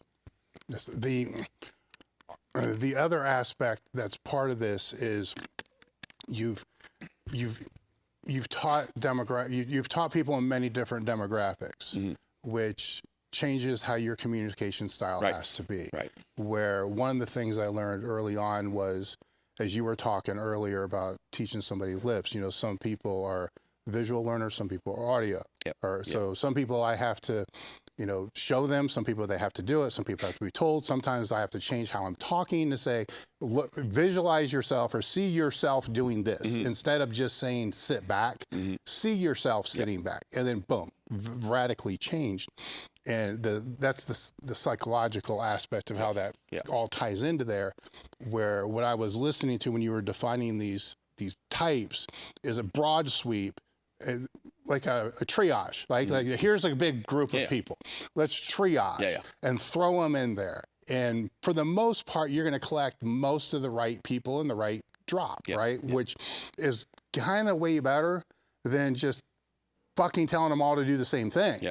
At least it gets them in the neighborhood, to be able to move from there. It's never going to be like the be all and all answer. It just, and again, also the problem is just like with any other personality assessment tool, there's still some bias involved. Sure. Like, for example, I remember the first time I read about adapting training to your personality was something that Charles Poliquin wrote. It was called The 5 Elements of Training. He based that on a Chinese element, so he kind of lost me there.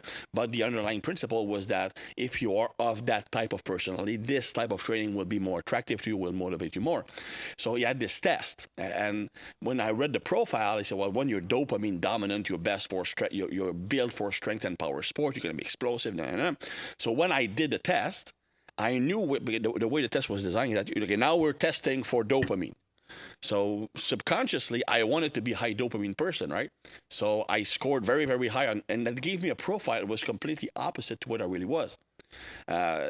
So ideally, if you have a wife, if you're married, they would do the test for you, because the person that knows you better will be objective about your personality. So, but it's just clues that will teach you how to interact. I think that, selecting a training program, that's one thing, and that's fine and well.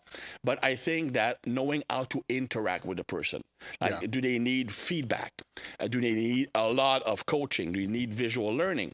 That will teach you how to get the most out of them. When I was starting coaching, I wasn't always like that, but I made some mistakes. I remember the biggest mistake from not knowing how to interact with a person.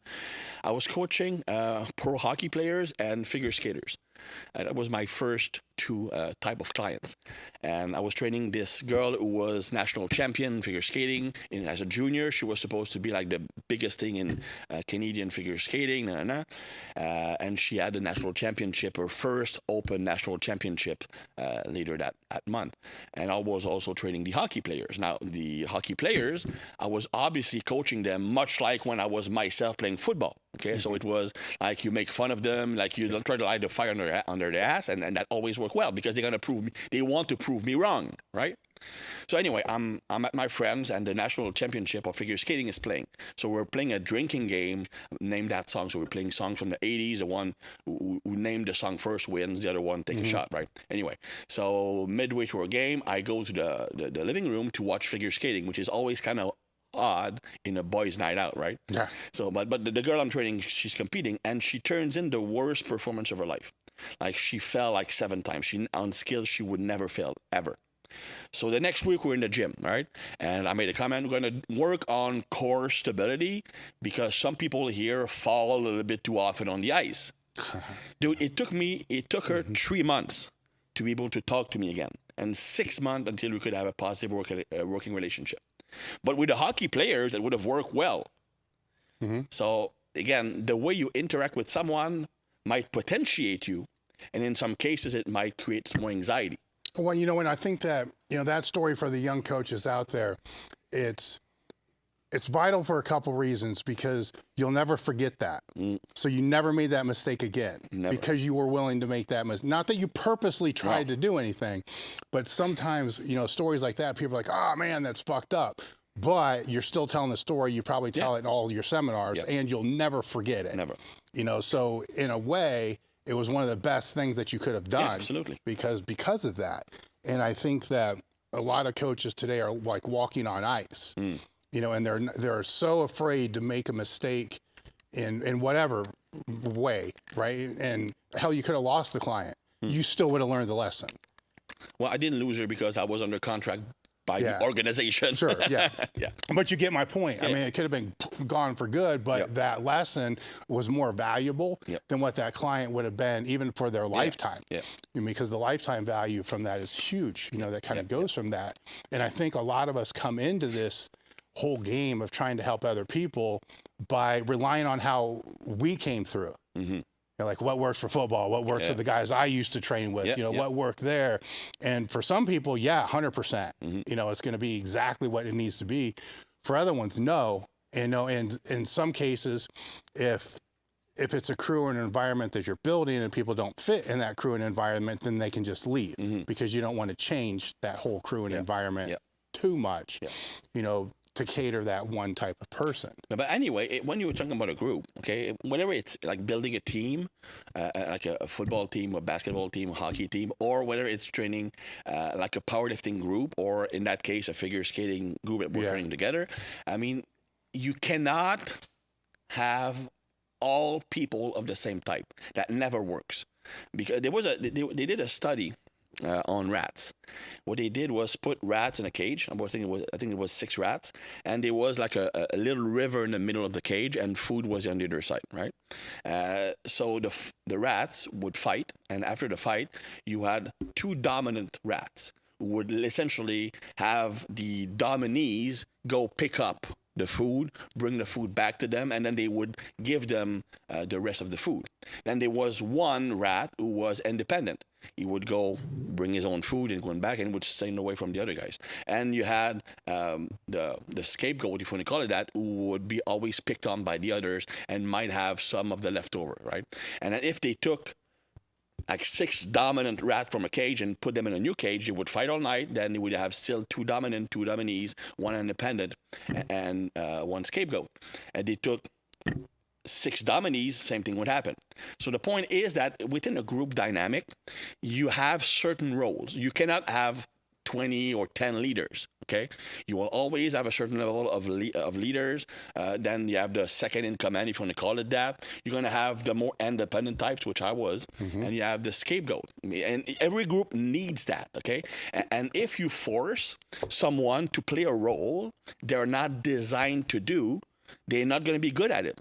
I remember like in hockey, we had this great player in Montreal, Max Pacioretty. He was our best scorer, like scored 40 goals. The moment they made him captain, he disappeared because he was not built to be a leader. He was a people pleaser. He was someone who needed everybody to like him. Because a guy I worked with coached him, so I knew exactly what his personality was. And the moment you put them in lead, now you're in a position where not everybody's going to like your decisions. So that was too much stress for him. It didn't work.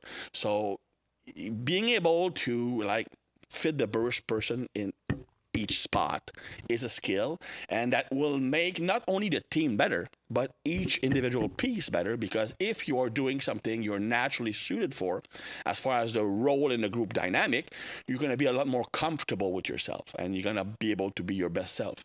With groups I've been through, throughout my own personal history and journey of training, the organically, that forms. Always. Right? Always. Now, where it gets fucked up is it organically forms and somebody tries to disrupt it. And then it fucks it all Someone up. who's not comfortable in the position he was Or somebody that's not comfortable with somebody else in the position that they're in. Yeah. Right? So, and then that leads to chaos. You know, and in some cases the chaos is good. It depends on what the circumstances is, but in some cases the chaos is good. But I've seen several times to where organically a captain, you know, kind of bubbles, and then other people don't like, you know, and it may not be people that, it could be the gym owner, it could be, you know, don't like who that person actually is, and then disrupts it. Right. And then tries to place some, like you just said, tries to place somebody in that position, and it's a clusterfuck. Yeah.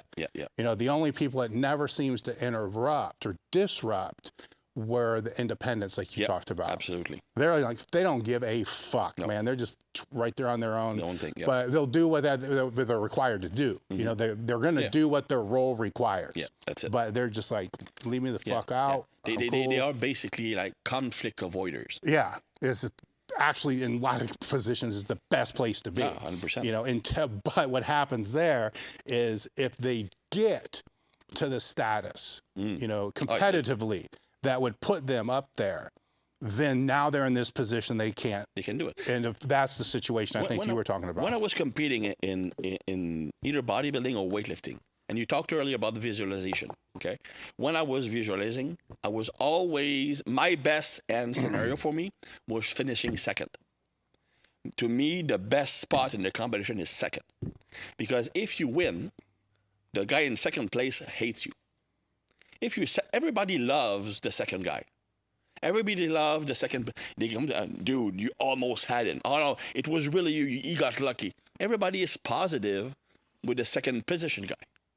See what I mean? It's also easier to shoot for, though. Yeah, absolutely.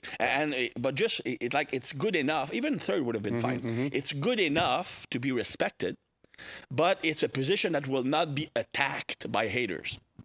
The winner will be hated on, but your squad was high or whatever. You know what? You always find reason to attack the winner, never the second place guy, never a third place guy. But it's good enough to earn the respect of your peers. I mean, I wanted respect, but not respect from a guy who doesn't matter. Respect from someone whom I respect. Otherwise, I don't care. Yeah. So I don't know if I cared that much about that, but through my competitive career I never saw myself as being first, but I never saw any reason why I couldn't be second or third. Yeah. Right. So that was just easier for me to it was a shortcoming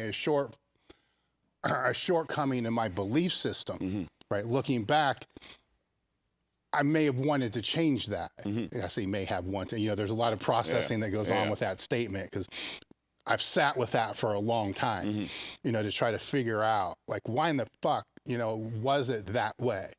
And it seemed more achievable. Yeah. And that's, I guess, deep rooted in where you have the inferiority complex and, push down coming up, so as kid and all the other kind of shit. So you wrap your head around that, but then it's like, fuck, what if, what if it wasn't there? What if this is a self-defeating belief? Yeah. Why does the other person not have it? It's a spiral where, again, it was easier when I look back on that to say, what, fuck it. I'm just, top 10's good. Yeah. Yeah. Top 5's good. Yeah. I don't need to have that spiral. I don't have to think about that. It's right there. And then maybe the first guy fucking bombs out. Maybe something happens, right? Yeah. To be able to push you in there.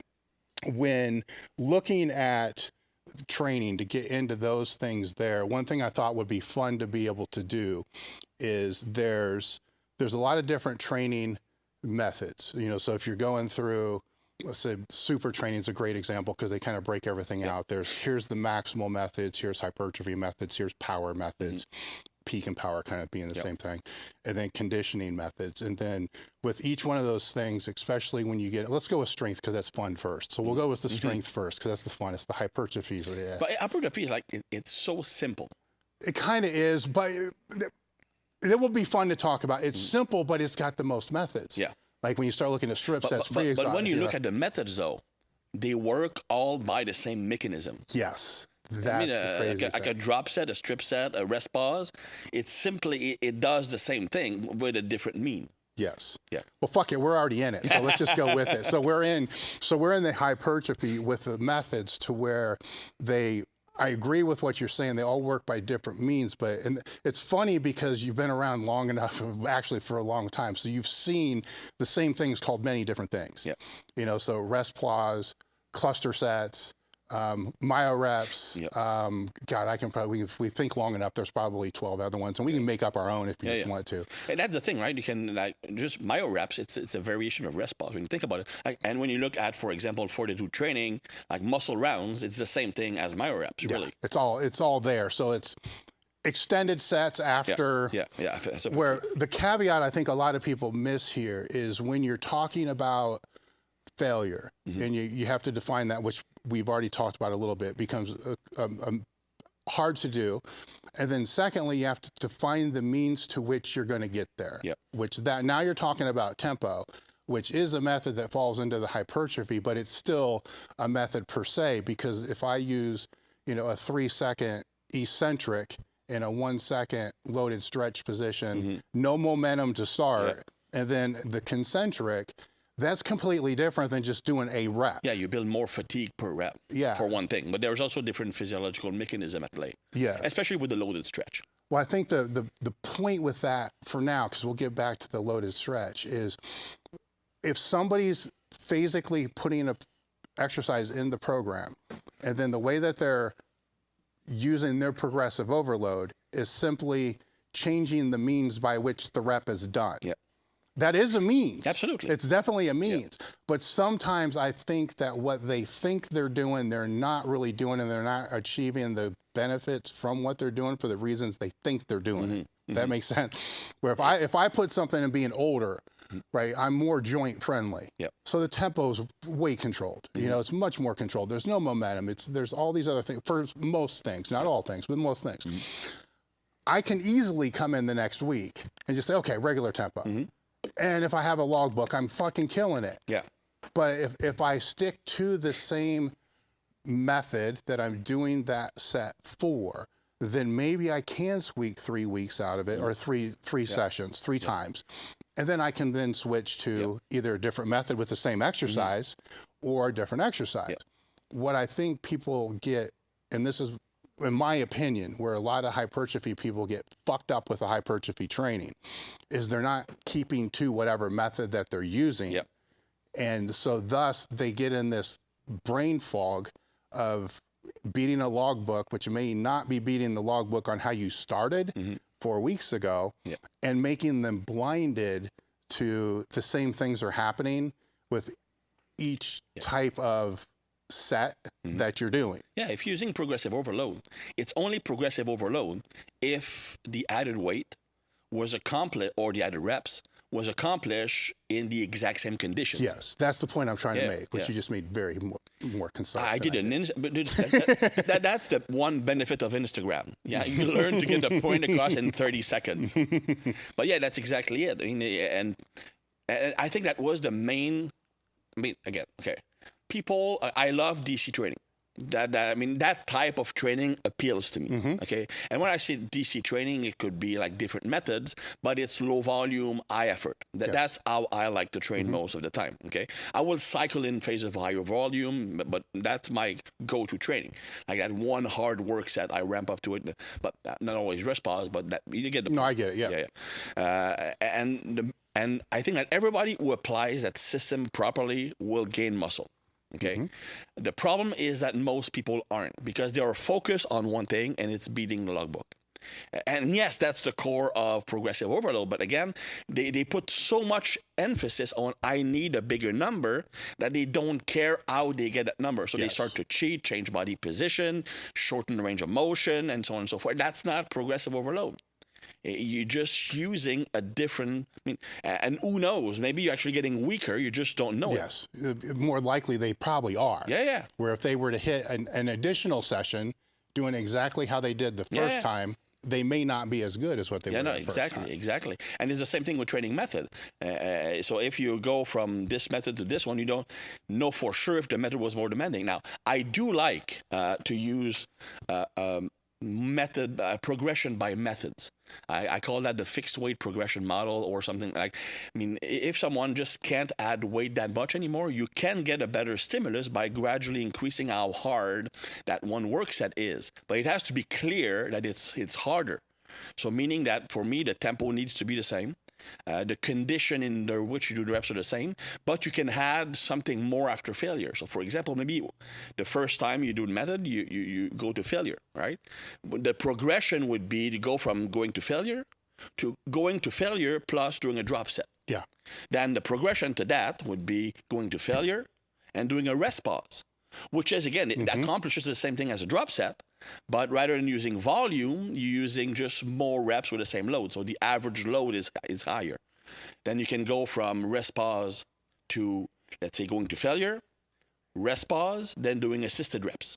You can do failure, rest pause, assisted reps, then negatives.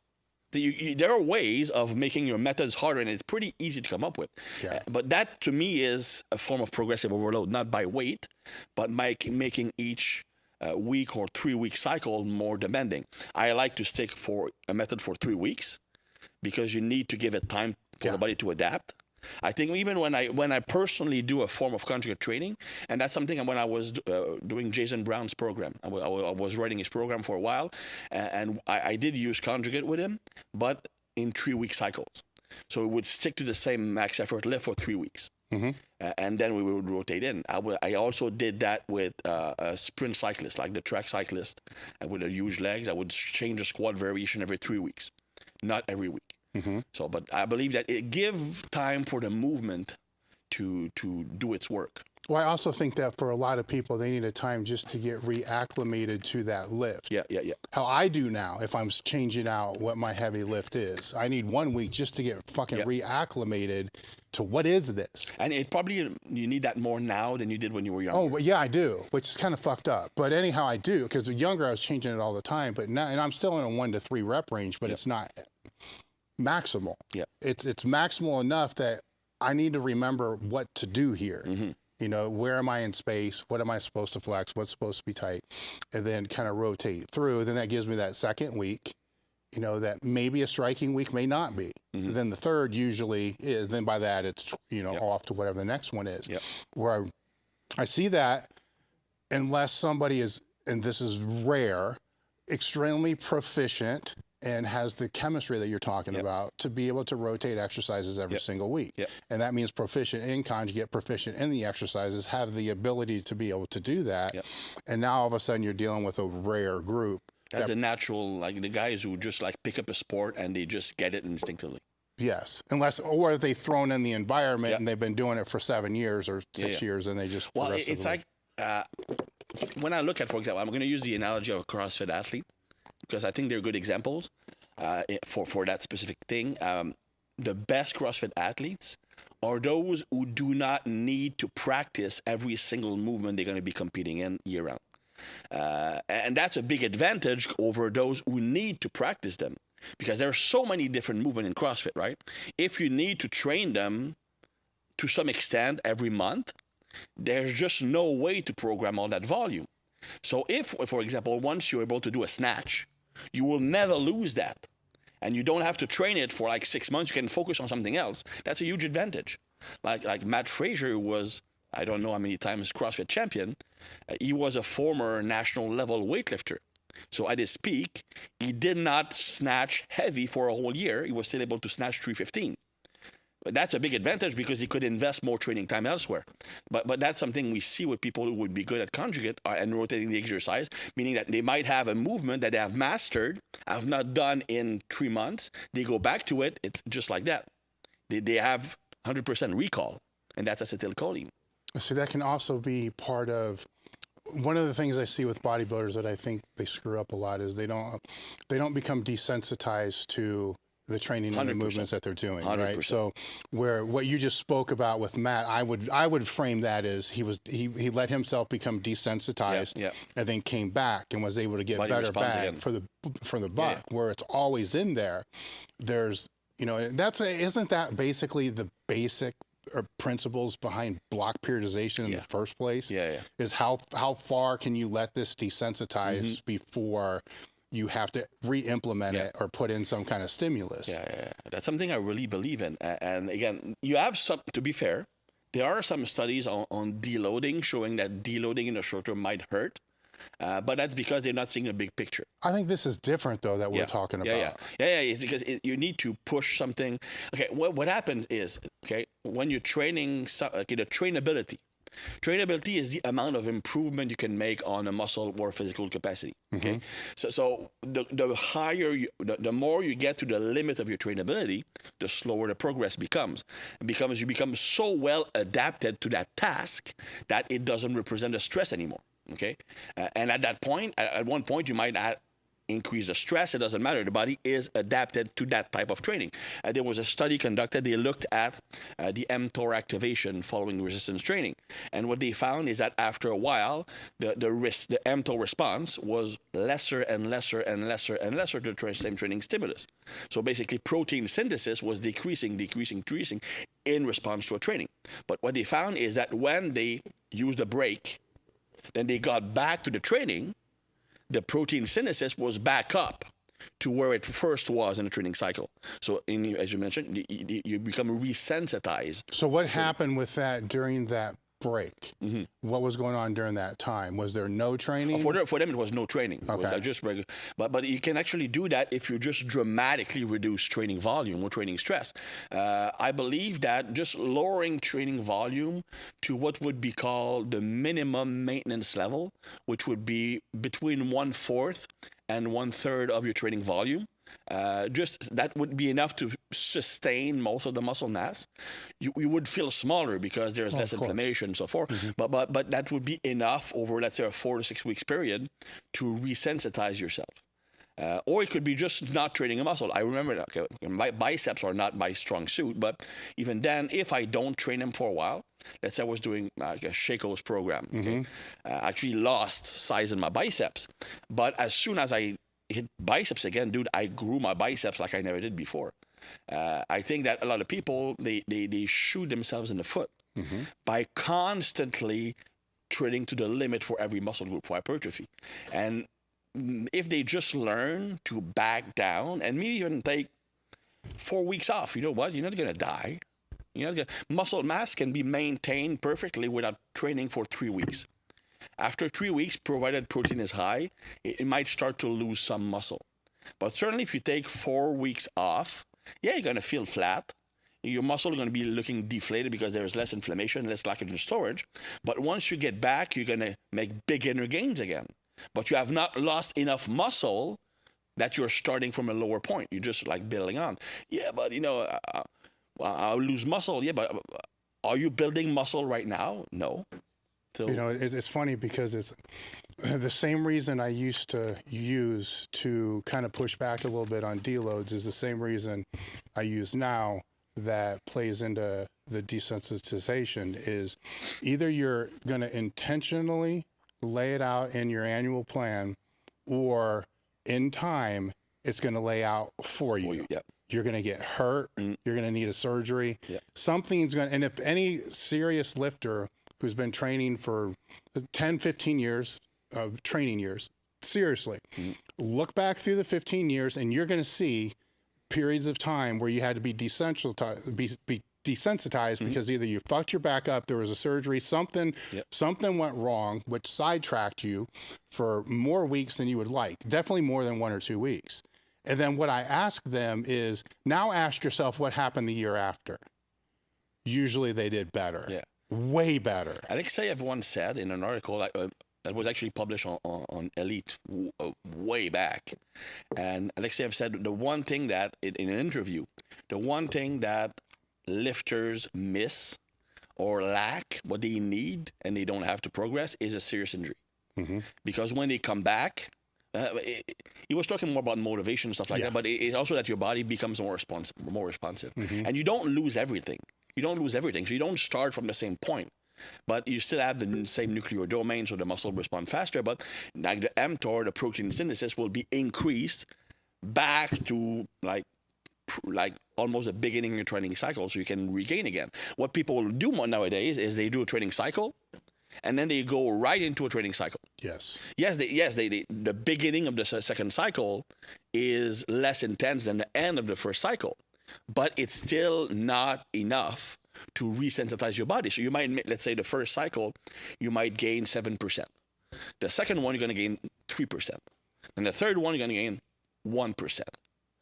Not that the training is not as good. It's just you achieve the highest level of trainability. You need to resensitize your body to that. And I think they kind of run into those problems too, because people live in this world of, here's this 10-week cycle, here's this 12-week cycle. They're living from today forward 12 weeks, today forward 12 weeks.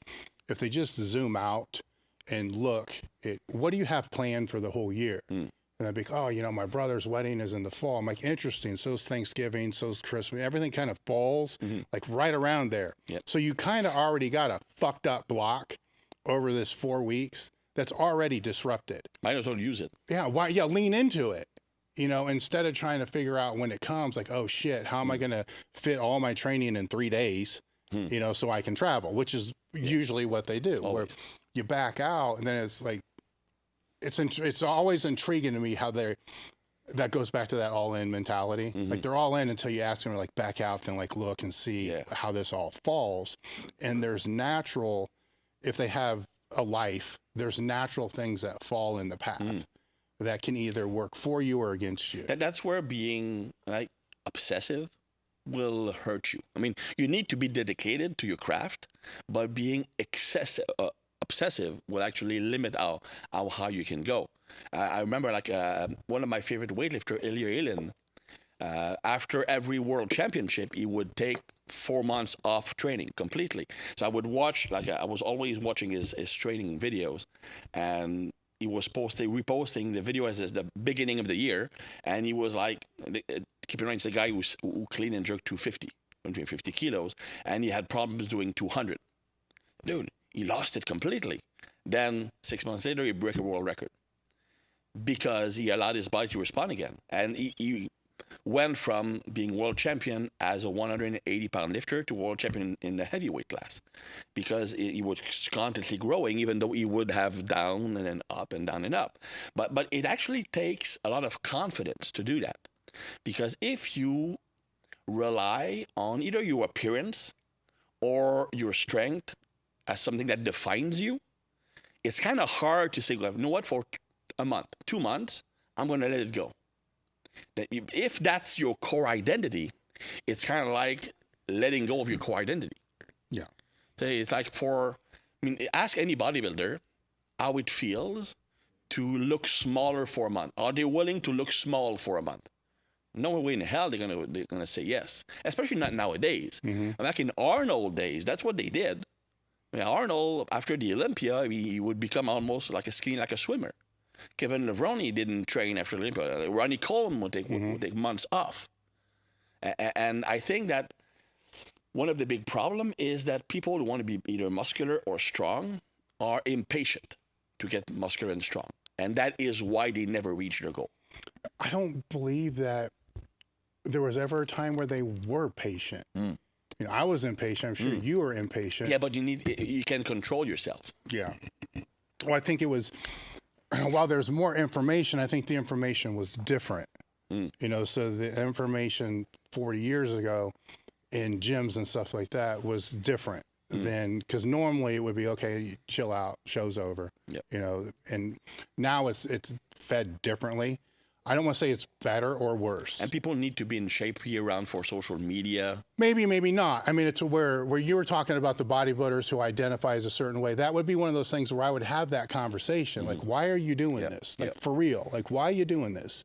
Is it for this? Because you can stockpile posts or images to get you through 4 weeks. If your goal is to actually really get fucking big, huge, and jacked, where you need this time to desensitize, which they're not going to disagree with if you explain it. You lay it all out, then it's like, well, if you really did give a fuck like you say you give a fuck, you would have these things stockpiled so you can actually be the person in your brain that you want to be, or maybe that's not what you want to be. Maybe you just want to be this dude that posts on Instagram, and that's cool if that's what you want to do. Be honest about it. But stop fucking competing, because you don't need to put yourself through the last 3 weeks of hell and diuretics and all this other bullshit, because those pictures don't do as well anyhow. Right? I mean, the shredded pictures aren't going to do as well as the other ones. We all know that. So why kill yourself? So it's one of those things where stepping back and leaning into that part. I think also having a goal for that period. I mean, desensitization is good, and some people will get it, some people don't. But you know what? You can work on something else, and that will improve your gains. Like, maybe you want to focus 1 month, I'm going to focus on improving my health as much as possible. Maybe I can work on mobility conditioning, because conditioning is limiting my work capacity when I'm lifting. Big time.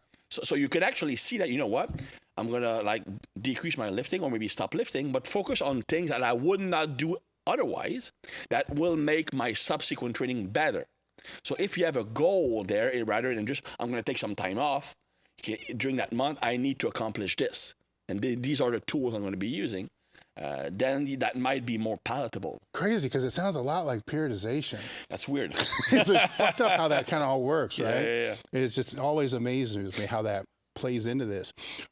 Before we get into the strength part, with hypertrophy, the biggest conflict I see with lifters in the industry who are looking for programs and looking for advice is dealing with the vast extremes of like the high volume, say Meadows type of stuff, to the low volume, higher effort. I don't like the word intensity, effort. I always say effort also. Yeah, and dichotomy between those two, with one always thinking the other's better, where the interest, I'll let you go on this in a second, but before, what I'm going to point out is what's always been interesting to me is the people who stay with one style for 5-6 years, and then they go to the other style.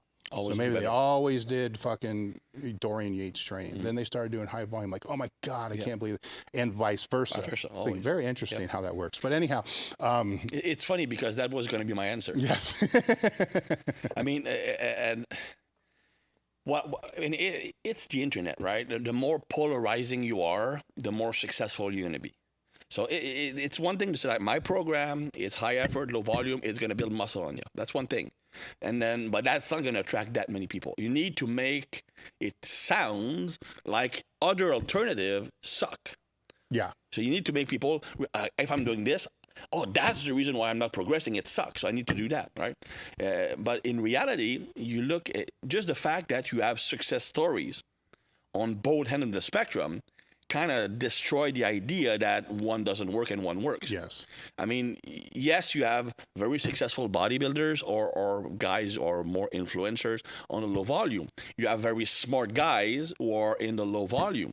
Like Paul Carter, my good friend, is on that end, for example. But you have also Dante, who's there, very smart dude, and you can't argue with the success of his clients. Okay, even Scott Stevenson is in that realm, right?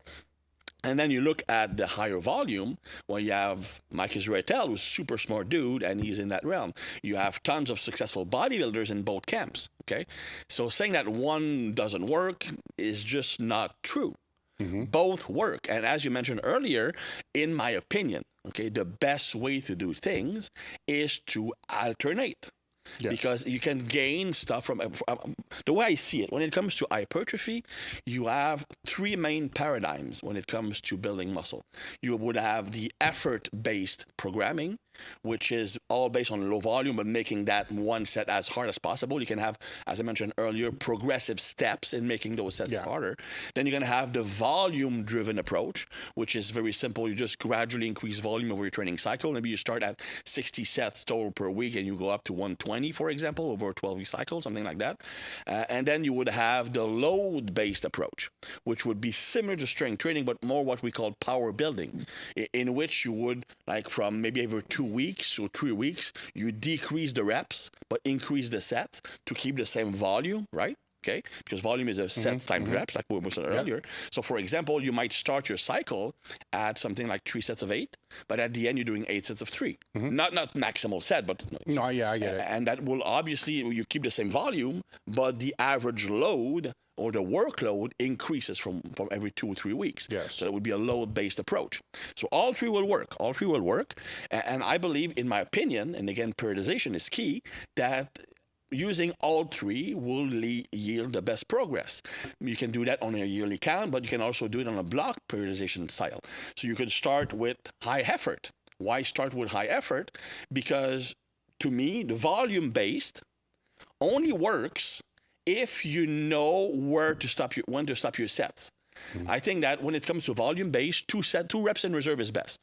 Okay, that gives you enough effective reps for the set to be not wasted. Okay, but it's kind of hard to know, okay, I have 2 reps in reserve if you've never been to failure.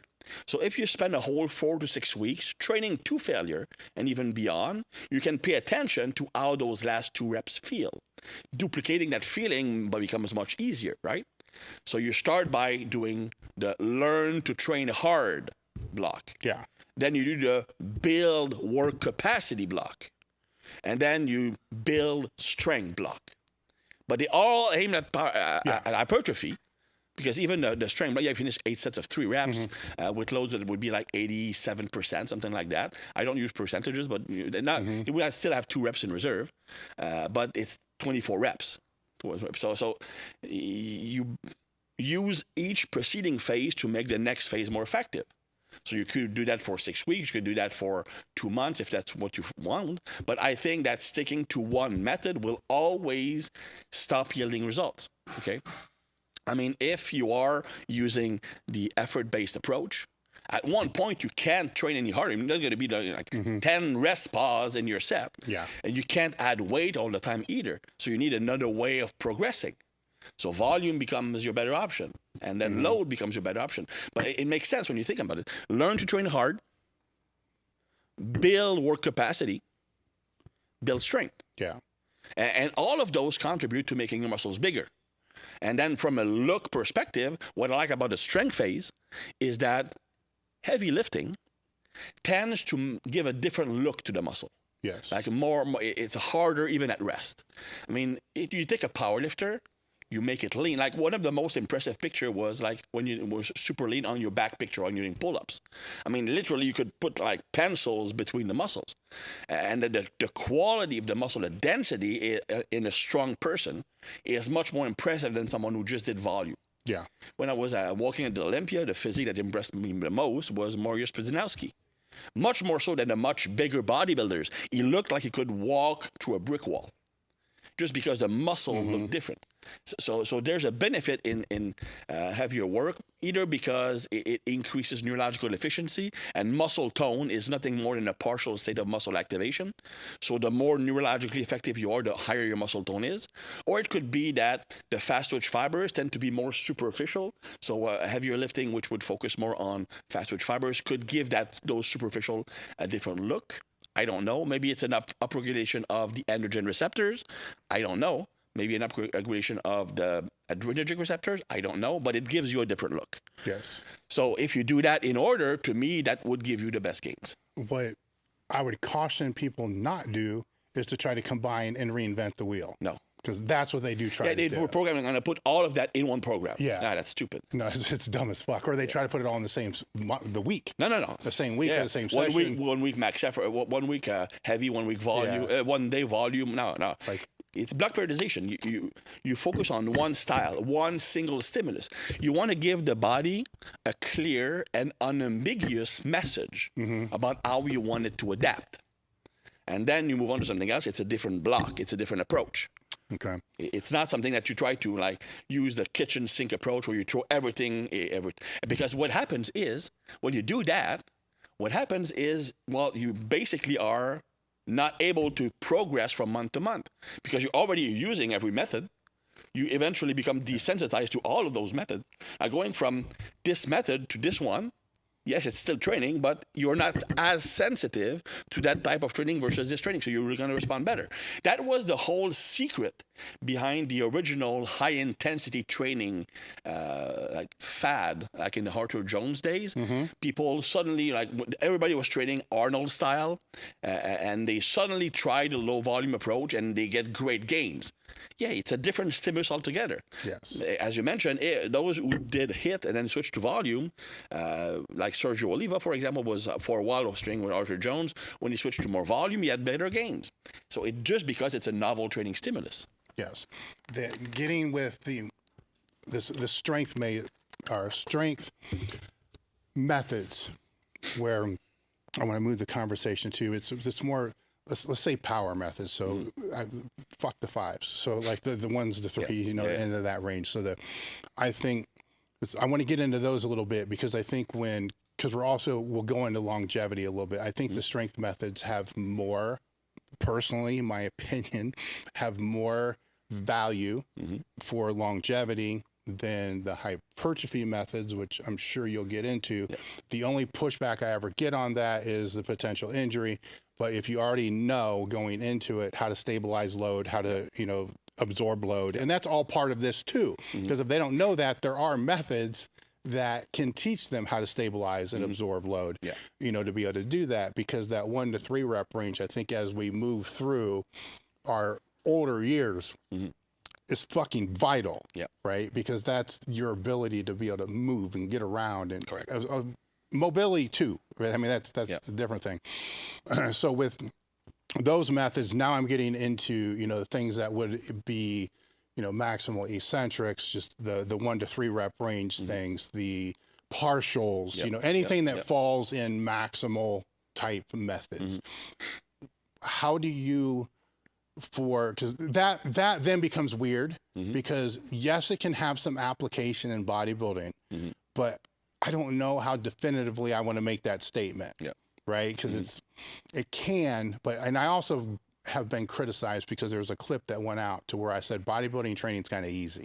It is. But when you get into the strength side, but it's simple. Yes. When you get into the strength side where you're dealing with strength and power and output and technique and all this, it's a different, I'm not saying that the effort's less. Right? No, the effort in bodybuilding, but the programming is a whole nother fucking 100%, world 100%. When you're dealing with these things here, which can create a little bit of a roadblock if it's the longevity type of person going in there, because they can do stupid shit where you need to avoid the stupid shit with that. But, I think that the key to longevity is maintaining or improving all key physical capacities. Hypertrophy is not a physical capacity.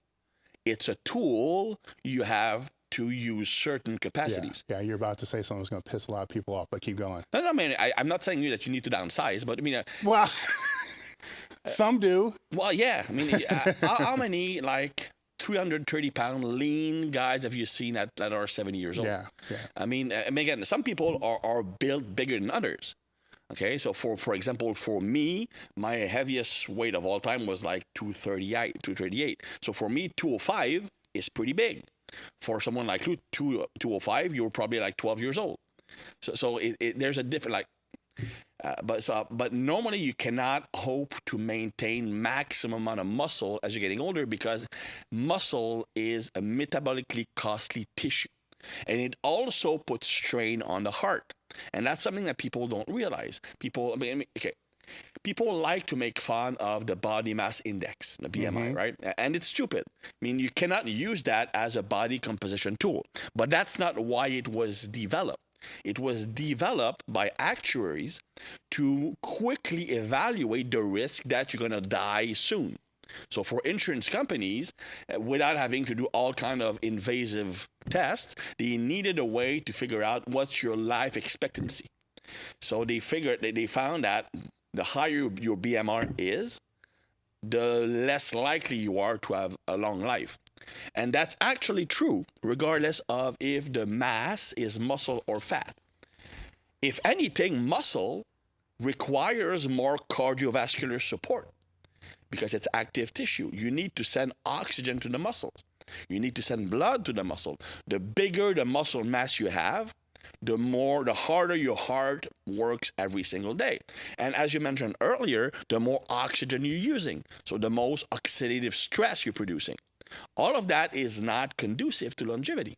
I'm not telling you to become a road cyclist, but certainly trying to strive to constantly get bigger when you're in the 50s and 60s, that might not be the best thing to do, okay? Unless you are willing to invest a lot of time in improving cardiovascular capacity. Yes. I believe that, and that's important, okay? If you want to stay big as you get older, you want to build more muscle and be healthy as you're getting older, get your fucking cardio done.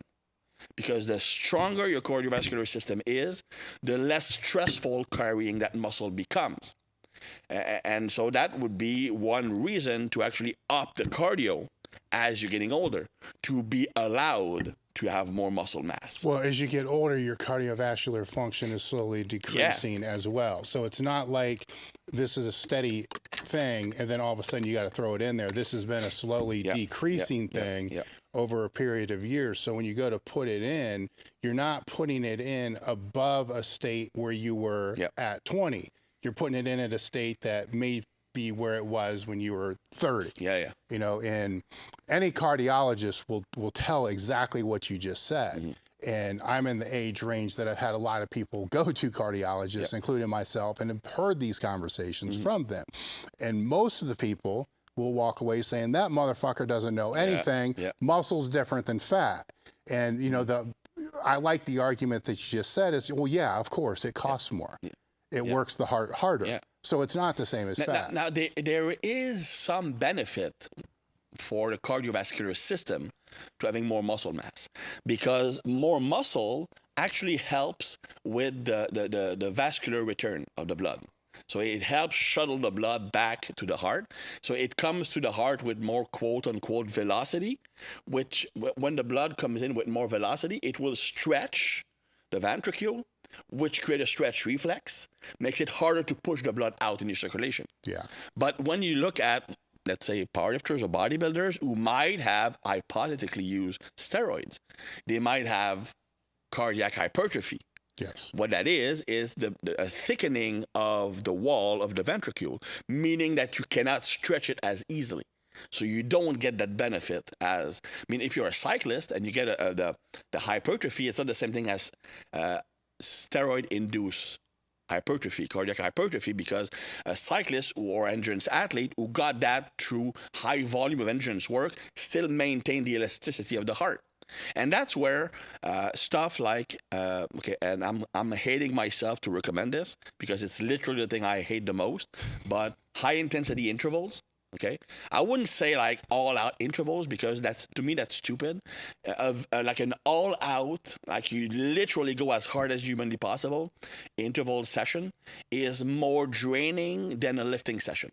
So you can't do that more than once a week. But you can still do like fartlek-like increases in intensity, like pretty high intensity then rest, pretty high intensity and rest. That is the best way to reestablish cardiac elasticity. But that's also making an assumption that this athlete or person is in shape to begin with, cardiovascular wise. Super important. Which they're probably not.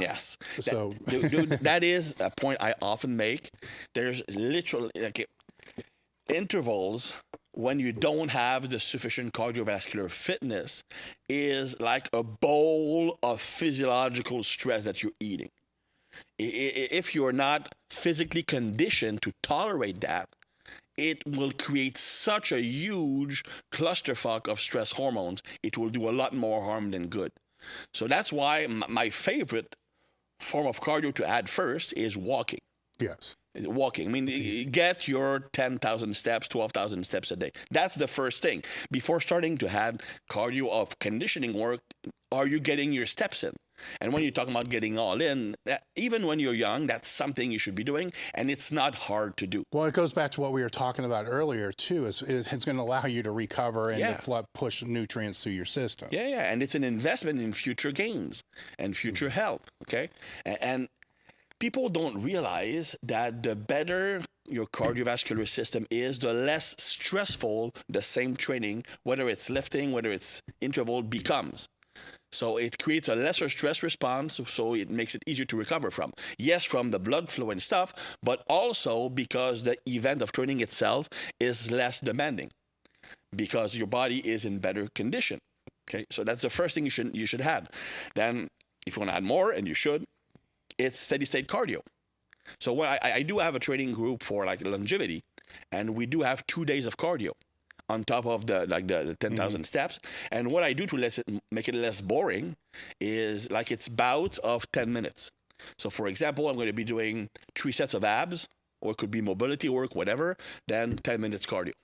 Then 3 sets of abs, 10-minute cardio, 3 sets of abs, 10-minute cardio. It could be something that it could be mobility, but 3 times 10 minutes, it feels very easy. Mm-hmm. But if you do that twice a week, on top of your 10,000 steps minimum, you do get a pretty darn good conditioning effect on your heart.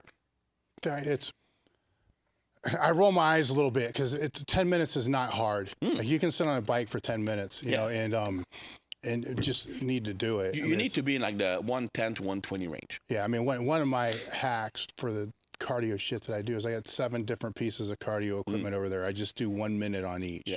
That's 7 minutes. Then I go through again. What we could also do is... I can do anything for a minute. Yeah, absolutely. Well, maybe not the assault bike all out. Well, no, but I can ride on it. Yeah. But what you can, and what I often do is, especially when I'm trying to lose fat, is that, let's say that I have, 3 minutes rest between sets. The first 2 would be walking on the treadmill. Then I take 1 minute full rest, then I do my next set. If I do 20 total sets my workout, well, that is 40 minutes of cardio.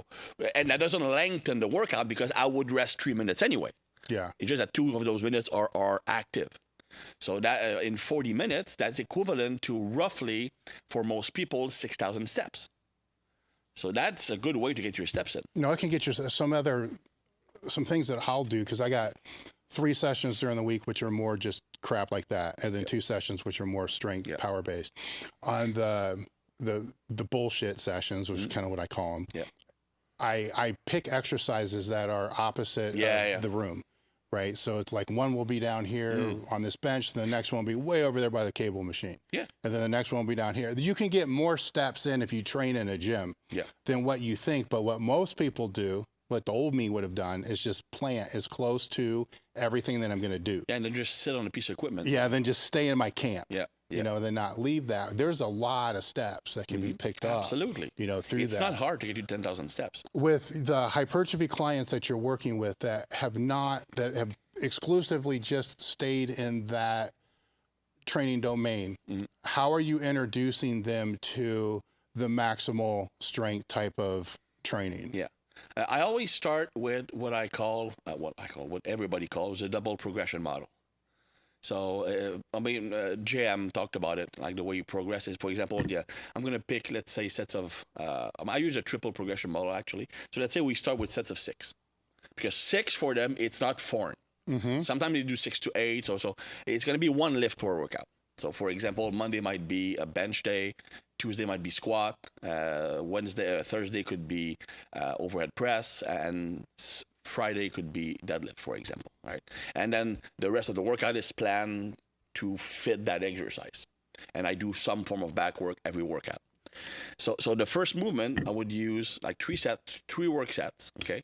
And we start with 4 to 6 reps. The goal is to hit all 3 sets for the top of the range at the same weight. So let's say you get 200 pounds for 6 reps. Then you do the second set, you get 200 pounds for 5 reps. Then 200 pounds for 4 reps. Next week, you need to stick with 200 because the body is not yet prepared to increase the weight. Once you can do 3 sets of 200 of 6 reps, you are ready to increase the load. Then you would go to 205. Then maybe you get 665. You need to stick with that. So essentially what that means is you never go up in weight until your body is fully prepared for it, both from a tendon and muscle perspective. And once you hit a point where you cannot progress anymore, you cannot add a rep or you cannot add weight, I will go down a rep bracket. So maybe 3 to 5. And then we keep progressing that way. And eventually we go up to 1 to 3 reps, progressing that way. And none of these are max effort reps because you need to be able to do them for 3 reps. See what I mean? Yeah. The last set might feel like a max effort because of the accumulated fatigue, but it's not max effort. Now, for the max effort itself, I will use a condition that prevents the use of truly maximal loads. Okay? So it could be using a slower eccentric, or it could be using pauses during the lift. Not necessarily because these are superior for strength or growth. They're not. But because they are limiting how much weight you can use without decreasing the effectiveness of the exercise. Because when it comes to anti-aging or longevity, what I'm looking at is mostly maintaining neurological capacity. And I'm using strength or power training to get that. I also like partial movement with older people. The reason is that most injuries will occur when the muscle is in its most lengthened state. So if you don't reach it, so if you do a box squat at 90 degrees or like, let's say just above parallel, much less risk of injury than you do a full squat. But you can still get the goal is not to be strong on a full squat anymore.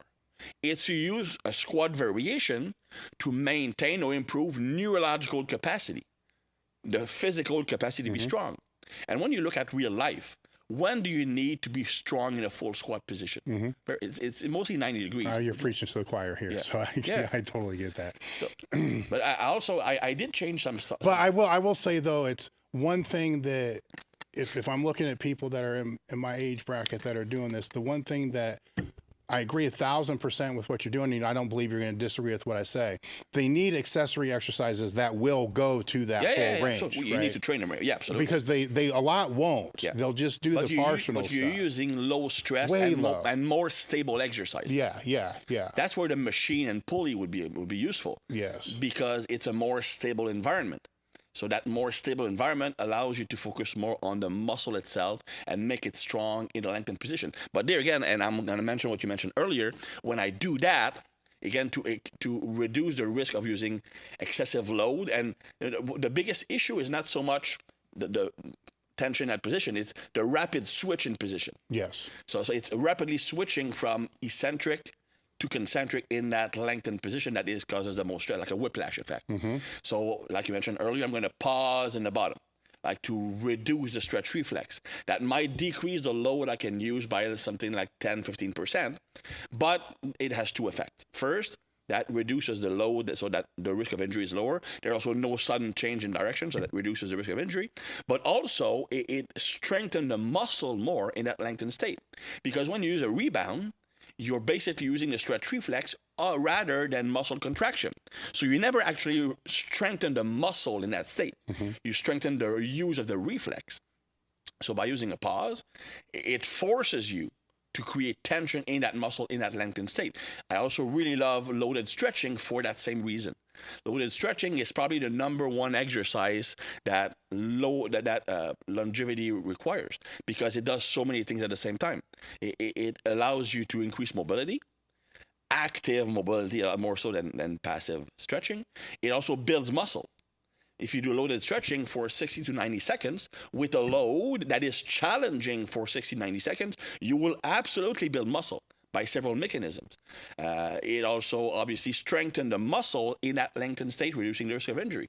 So there's, in my opinion, no better exercise for anti-aging purposes than loaded stretching. What's one way that you implement that into the training? For example, you could do normally we do that at the end of the session. I started out at one point doing it before, at the beginning of the session. And what I found is that it actually creates more systemic fatigue than regular lifting. Like if you do like a true 60 seconds, like to a high level of fatigue on loaded stretching, it will wipe out your nervous system. Because when you think about it, when you do a contraction, like a regular rep, the muscle is never fully contracted for the whole rep. There's a point where you're actually creating an impulse and there's some momentum. But when you do loaded stretching, you are producing the maximum amount of tension at every single second of that rep. So the effort to send an excitatory drive to the muscle is much, much greater than when you're doing movement. Okay, so when I did it first, it completely killed my workout. But at the end, you need a total of, I will pick like one muscle per workout. Could be, for example, a lunge stretch, could be a dumbbell bench press stretch, could be a pullover stretch, could be a hanging from a pull-up bar, something like that, like one. And my goal is 3 total minutes. So likely 3 sets of 1 minute. I might not get the full minute. I rather fail at like 50 seconds, and after 1 minute it's easy. So in which case I will take a few breaths and I would go into the stretch again. And what's important is you must set up in the lowest position you can reach, but allow yourself to go lower as fatigue sets in. Yes. Because that where the benefit comes from. And it checks so many boxes. It will take you literally 3 to 5 minutes. It will increase mobility more so than any exercise you can do, like specific stretching movement you can do. But it does so while also creating stability by contracting the muscles. So it makes the muscle stronger. It makes the joint more stable, which is a big investment as you're getting older. How I will implement it is I'm using machines first off. Yep. I want this. I want the stability. You know, with that. I'm too becoming fucked a up. machine guy, man. What's that? I'm becoming a machine Yeah. guy. Well, I know it's well, with like the dumbbell. 'Cause if I was using the dumbbells, you know, for the loaded stretch, like fuck that. You know, I'm going to use a pec deck. Yeah, absolutely. Where the way that, and I've been doing this, God, for a long time. I'll do it. My exercises toward the end of the training are not specifically there for hypertrophy or strength or anything like that. They're more for mobility. So it may be pec deck flies, a standing cable, tricep extensions with a rope. What I'm trying to do is to find long movement patterns to be able to fix the short ones I did earlier, the board presses and shit like that. So I'll do a few sets, you know, to failure with constant tension, shit like that.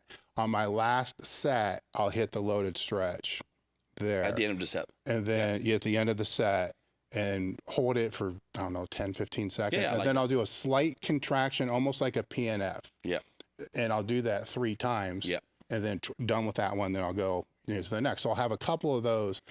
And that's allowed me, at least for the shoulder with the pec deck and the elbows with the tricep, to maintain that in joint integrity. Yeah. You know, to be able to still do the things that I want to do.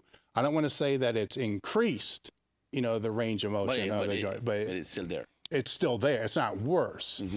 And this has been something I've been interested in for a long period of time, because it was the only thing that actually, post powerlifting, when things really started to fall apart, the only thing I thought actually helped. Yeah. You know, because you're trying, I know the partials help. But imagine if you did that while you were powerlifting. I know. Many of the injuries you got probably never would have happened. I don't believe so. I definitely don't believe so, because powerlifting is a short movement game. You specialize in trying to find the shortest movement patterns you actually can. Yeah. And then you abandon anything to maintain that joint integrity. Imagine doing that for 24 years. Dude, you're gonna bulletproof yourself. Yeah, then you get bigger during that whole time. You know, so there's a lot of shit in there. It's like, wow, you know, if this, you know, so a lot of it's kind of playing catch up. Whereas I've not considered, and I've seen Tom use it out here, I've not considered doing it independently like you're talking about for the time period. So that becomes. But but the method that you're using, it's something I normally do as part of my hypertrophy set. When I do a lengthened range of motion movement, like a movement where there's tension in that lengthened state, on that last set, I always instinctively either do those holds or extended range of motion partials. Yes, same thing. Yeah. Which I think that's a big takeaway. Yeah. You know, for anybody who's older trying to maintain that. Actually, for everybody, to be completely honest, because I'm sure most of what they're doing is short movement patterns. Yes. If you really get down into it, because even bodybuilding is pretty much maximizing short. Squeeze that contraction, so it's always peak contraction. And then what happens the bigger they get? Yeah, it's shorter. Becomes a shorter motion. So at what point then will you implement in isometrics? And because I can say isometrics could be a more advanced method, but at the same time I can say it's also a very easy method to be able to implement for a wide range. I actually like using isometrics with beginners because, well, you can recruit more easily more muscle fibers with isometrics. So, for example, a beginner might have problem straining against a load. And that's where you're going to shift and seesaw press and stuff like that. So I like using isometrics to teach people how to stay stable when they strain under a load. And as a coach, it's much easier to give technical cues when the person is doing an isometric on bench. For example, your elbows are not under the bar.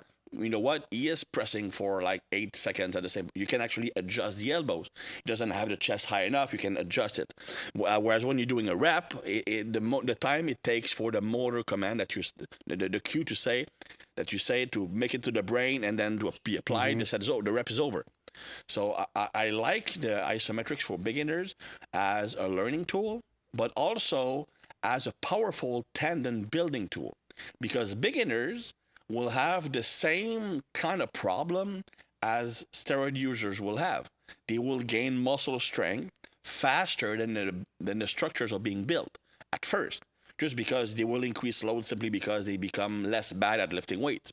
So by doing methods that will strengthen the tendons, will allow the tendon to improve, maybe not at the same level, but to be able to follow the same rate of improvement closely as your strength goes up. Now, what is the effort that you'll have them apply into? It's different for an advanced and beginner. With advanced, I like the max effort isometrics. So normally a set will last 6 seconds. So the first 3 seconds is a gradual build-up in strength, and then you hold that maximum effort for 3 seconds. I think a big mistake is going right from the start from 0 to maximum. I mean, especially as you're getting older, that's a lot of. That's the same reason why I stopped using lift from pins, and I prefer for the bench press, instead of bench pressing from pins, I prefer the board press. For squat, I prefer a box squat and that wasn't always the case. I used to be a big pins guy. The problem I see with pins is the same thing as with the isometric, is that when you start you explode from the bottom. The pins, the start that you're starting from like 0 muscle contraction to maximum contraction, puts a lot of strain on your tendons and joints. And whereas when you are doing a board press, there's still load. So when you're here, you still have tension. Yeah. So you don't go from 0 to maximum tension. So for isometrics, I want the same thing. I want to just gradually increase tension, and for 3 seconds, it's a max effort. For beginners, I would do reps. So for example, sets of 3 to 5 reps lasting roughly 4 seconds each. So 2 seconds ramp up, 2 seconds, not maybe like 90%. Relax 2 or 3 seconds. Again, 4 seconds, relax, 4 seconds, relax. Probably 85-90% effort. Anyway, they don't have, because with max effort, they will either burn out too quickly or just use bad mechanics. Are you going to try to cover the full range of motion through several pins, or are you going to progress that over time? It depends on why I'm using them. If I'm using isometrics as a way to build strength, you need to use at least probably 3 positions.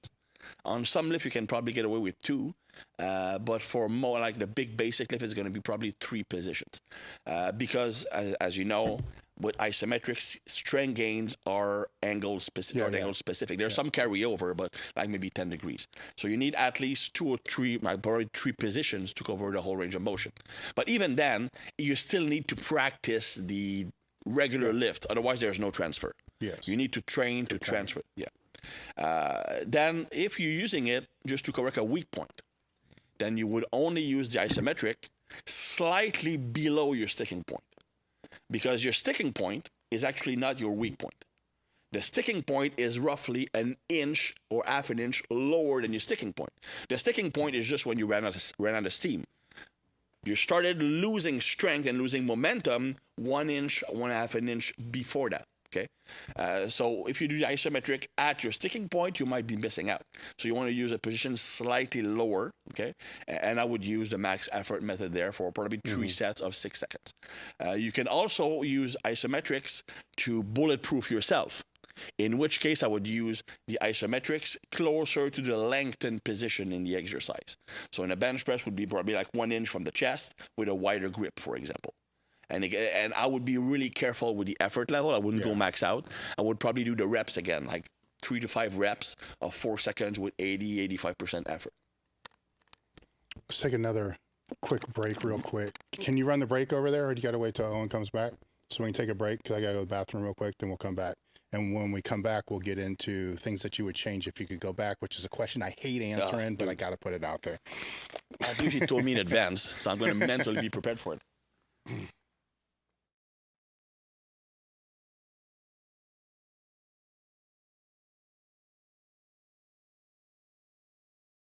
Today's episode is brought to you by First Detachment. Are you looking for a supplement brand that truly understands hardworking athletes? Look no further than First Detachment. I have known Justin Harris for pretty close to 2 decades.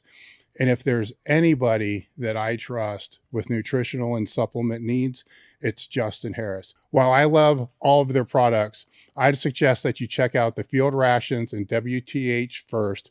Go to www.firstdetachment.com and use the code TableTalk10 to save 10% off each order. The link is in the description.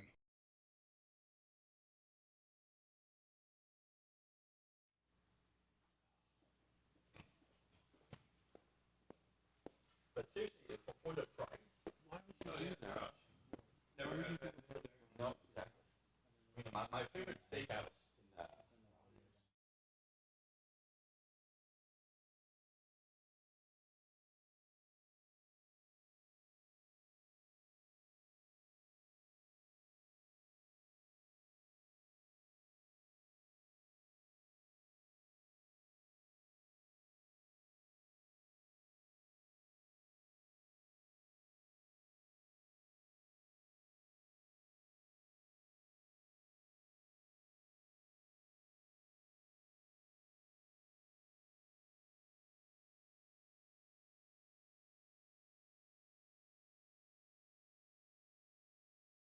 Go to www.firstdetachment.com and use the code TableTalk10 to save 10% off each order. The link is in the description.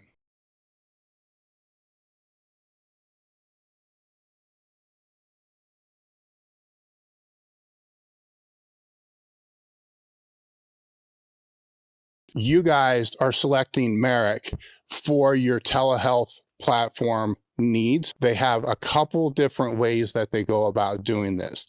The first is through a self-selected experience. There's a table talk panel, which is the full panel. That would be the panel that I personally get twice a year. That's checking everything. You name it, it's all there. The other panel is a checkup panel with a guided optimization. You're connected with a patient care coordinator, and the patient care coordinator will meet with you to determine what your needs are, thing to be able to help optimize your health or mitigate without judgment. So the discount code again is Table Talk Merrick Health for all your hormone optimization and performance needs. The Swiss Symposium 2023. Yes, we are bringing this back to Columbus again. The date is October 20 and 21, Columbus, Ohio. Hilton's the same location it was last year. If you head over to the website, there's a big banner that links directly to Swiss. There's also a link in the description box so you can see who the presenters are as we are booking them for the symposium. The symposium has been going on for 20 years. It's, in my opinion, probably a little biased, but in my opinion, one of the best symposiums when it comes to strength and conditioning, sport medicine, therapy, physical therapy.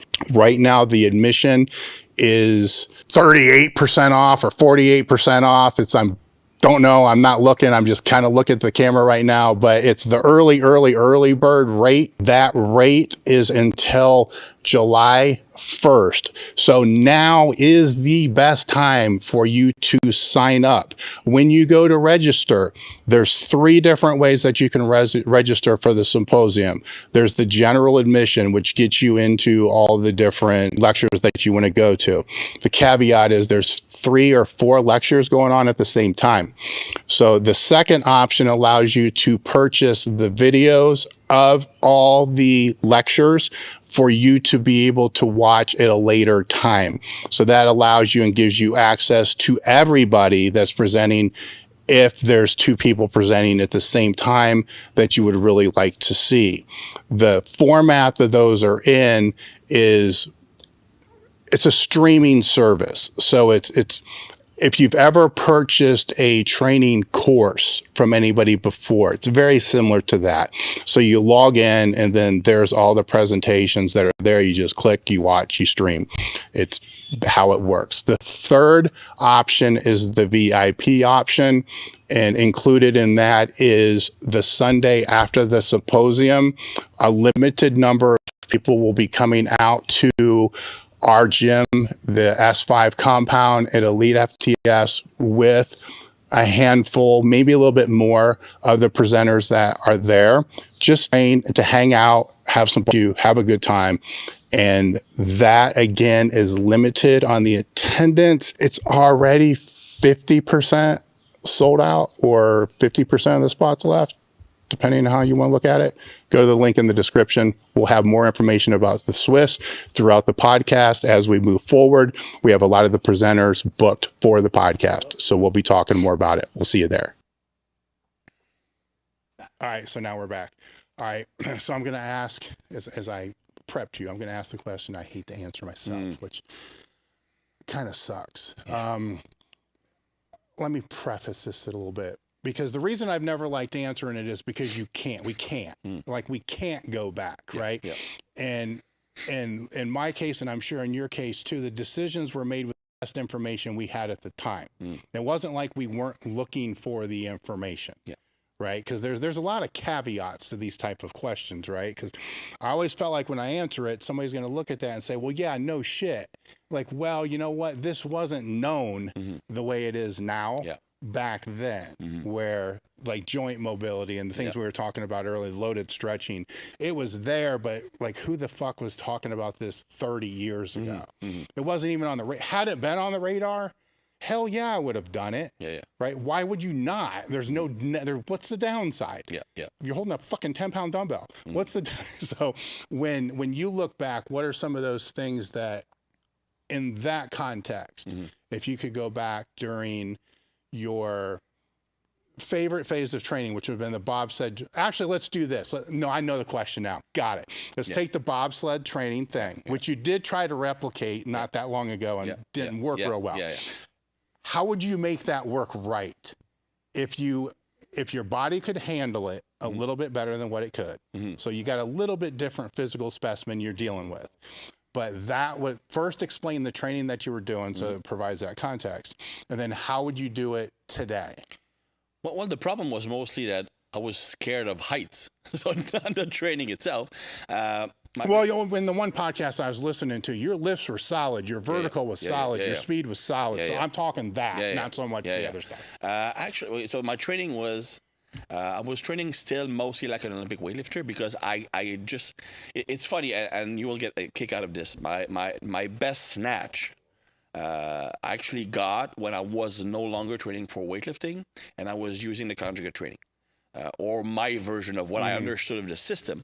That's when I just for fun I was keeping the Olympic lifts in once a week in the lower body dynamic effort, and that's where I got at 315. But once I started focusing more on bobsleigh and Olympic performance, it was mostly focusing on the power version of the Olympic lifts, mostly from blocks, from hang, then squats, front squats, bench press. It was like very simple from a lifting perspective, but a lot of jumping.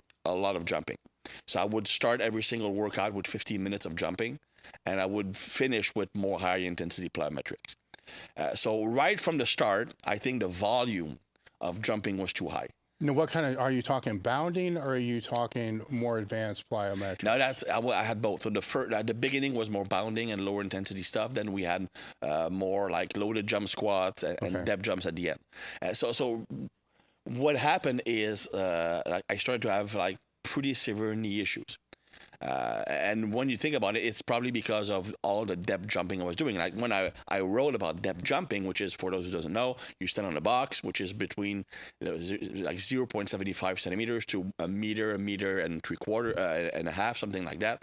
And then you let yourself drop down on the floor. When your feet hit the floor, you jump as high as possible. You have two ways of doing them. Either you try to rebound up as quickly as possible, which is more for reactive strength, or you just jump as high as possible, which will be a little bit longer contact time, but focusing on more height. The problem is that these, especially when I was 225 at the time, puts a lot of strain on the knees. So the normal volume you should do them for is roughly 20 to 30 ground contacts per week.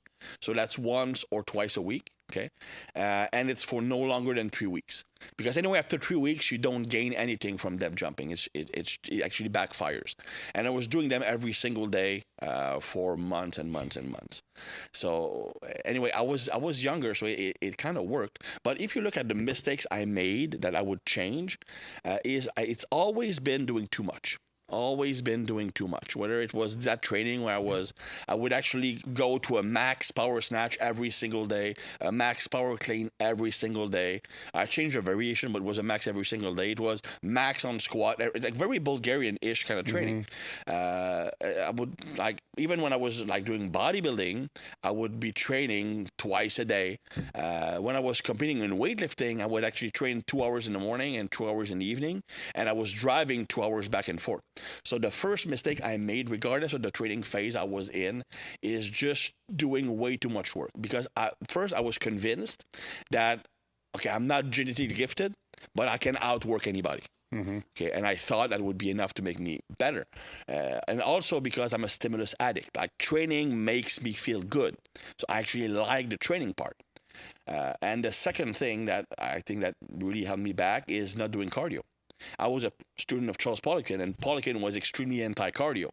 And again, I don't want to speak ill of the dead because, well, he's dead because of cardiac issues. I'm not saying that it's related, but certainly it's something I would do completely different. I started doing cardio when I did my second bodybuilding show, and my coach had me doing fasted cardio. And you know what? I actually improved a lot. So I started doing cardio every day ever since. So now I do my cardio every single day by doing an Instagram live, which is the only way I can do cardio without killing myself, because it's so freaking boring. And as you mentioned, in the past, you do it first thing in the morning because you don't realize it sucks that much. Yeah, you're still asleep. Yeah, exactly. But well, yeah, not doing cardio was probably, I did have like 2 episodes of cardiac problems earlier on. It might have been part of the problem. But it did affect several other portions of my life. Sexually, my capacity to build muscle, to train hard. So it's definitely something I would do more. I mean, I would love to be able to do, again, I'm not doing CrossFit, okay? But I'd love to be able to beat my wife at CrossFit. That's like my life goal. I mean, I did CrossFit like for a month and a half. I did train lots of CrossFit athletes, but mostly for strength. And my wife loves CrossFit. She's pretty good. And I figured, well, you know what? That's something we can do together. I'm going to go train with her. I mean, lifting is fine. It's fun. So the first week I'm doing WODs at the box. She decides to sign us up for a 24-hour CrossFit marathon. Yes. So it's like, and for like we're a team of 6. Every hour there's a WOD, and one of the team needs to do it. For some reason, I'm always drawing like the endurance show, and I can't do them. So I go to the organizer. Can you do like a weightlifting event for me? So when it comes to they decide to do like a snatch thing, and I start cramping, so I can't even do that workout. Anyway, so CrossFit almost killed me, by the way.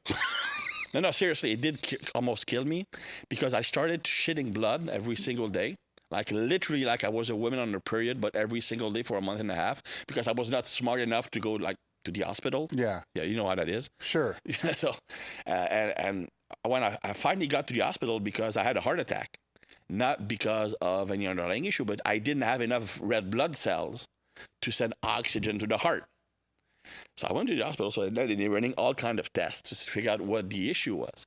So they had a camera in my mouth, the camera up my ass. Luckily, not the same camera. Yep. Yeah. Then one that a pill that you eat, and it just takes pictures while going down, nuclear imaging, something like that. And they find nothing. And now a doctor decided, well, you know what? Let's look at the hemorrhoids.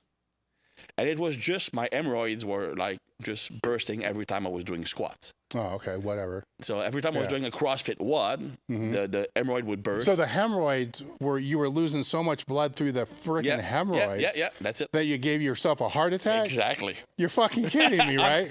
I'm a health expert. Oh my God. Yeah. I mean, that's... CrossFit almost killed me. The hemorrhoid. I don't want to go down that road of the hemorrhoids because I lanced one of my own once. So this can get real graphic, right? Because if they're a motherfucker, right? And my family has always been sensitive to that. Like my father and my brother always had hemorrhoid problems. Mine would always come and go, right? And then once, I mean, it was bad. So I found a way to resolve it, which was probably not the wisest way. But I had more mobility back then. You had somebody use a strap on? No, I had somebody fucking cut it. Yeah. So basically lance it. Yeah. Which is interesting, right? When you're asking somebody, it's what they did to remove mine, they took like an elastic band and they loop it extremely tight so it died on itself. But until that happens, like the biggest need to shit in your life, right? You know how that feels? Oh my God, because you have that thing knotted in there. And it's like that 24/7. Yeah. So the question would be, the takeaway would be, how did you manage it while it was hot? Like, so it's the preparation age, you have all this other kind of shit. Yeah, so what did you find to be able to manage it just to get through the day, right? The day is one thing. Usually it's like midday, like sitting and typing and shit like that. So what were strategies that you found to mitigate the pain associated with it? Well, preparation H, the Canadian version is good because it actually dehydrates the hemorrhoids.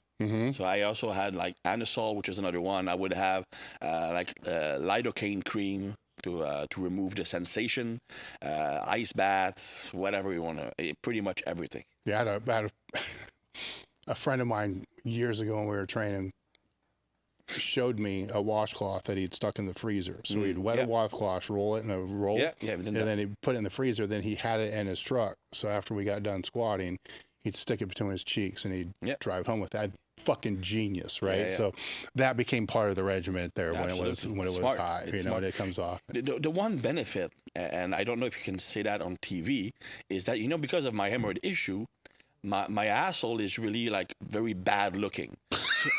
So nobody will ever butt rape me. Like literally. I don't think they're going to look at your ass before. Well, you cannot miss it, man.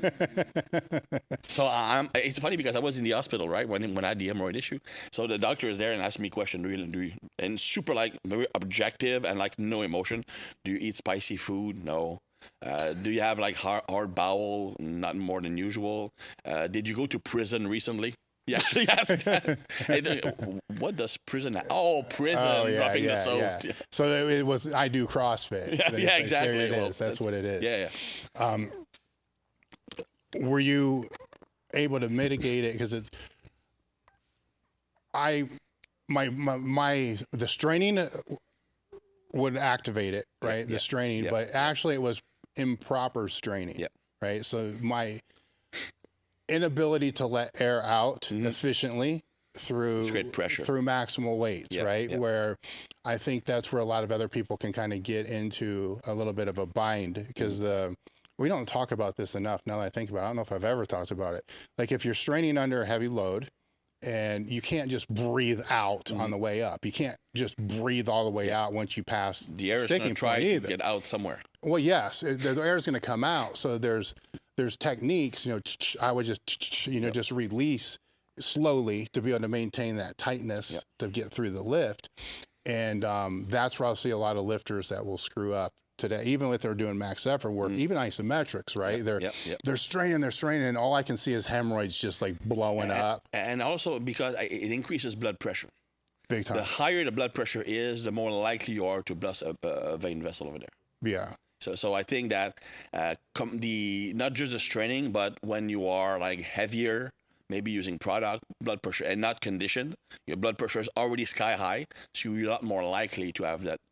Well, it's what you just brought up is another really valid point. That is, somebody gets older and they want to train for the strength that we're talking about, of why they need to have basic cardiovascular training in there, because as they get older, the odds that their blood pressure is going to be higher is going to go up. When you're 20 and you're purple with high blood pressure and you strain, you can get away with it. And I think that your blood vessels become less extensive or less malleable as you're getting older. They're stiffer, which makes them a lot easier to break.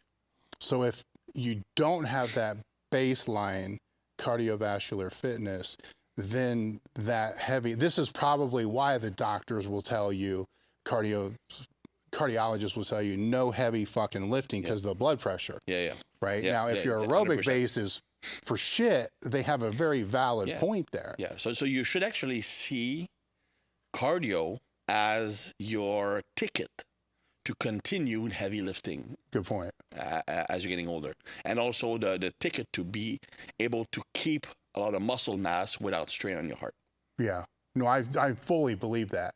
Getting the message out is a different thing, especially when the world I live in, it's, my training, they're all 50-some years old, the people that I'm closest to. And I'm trying to like explain these things and like, fuck cardio, it's like, dude, man. it's a big paradigm shift.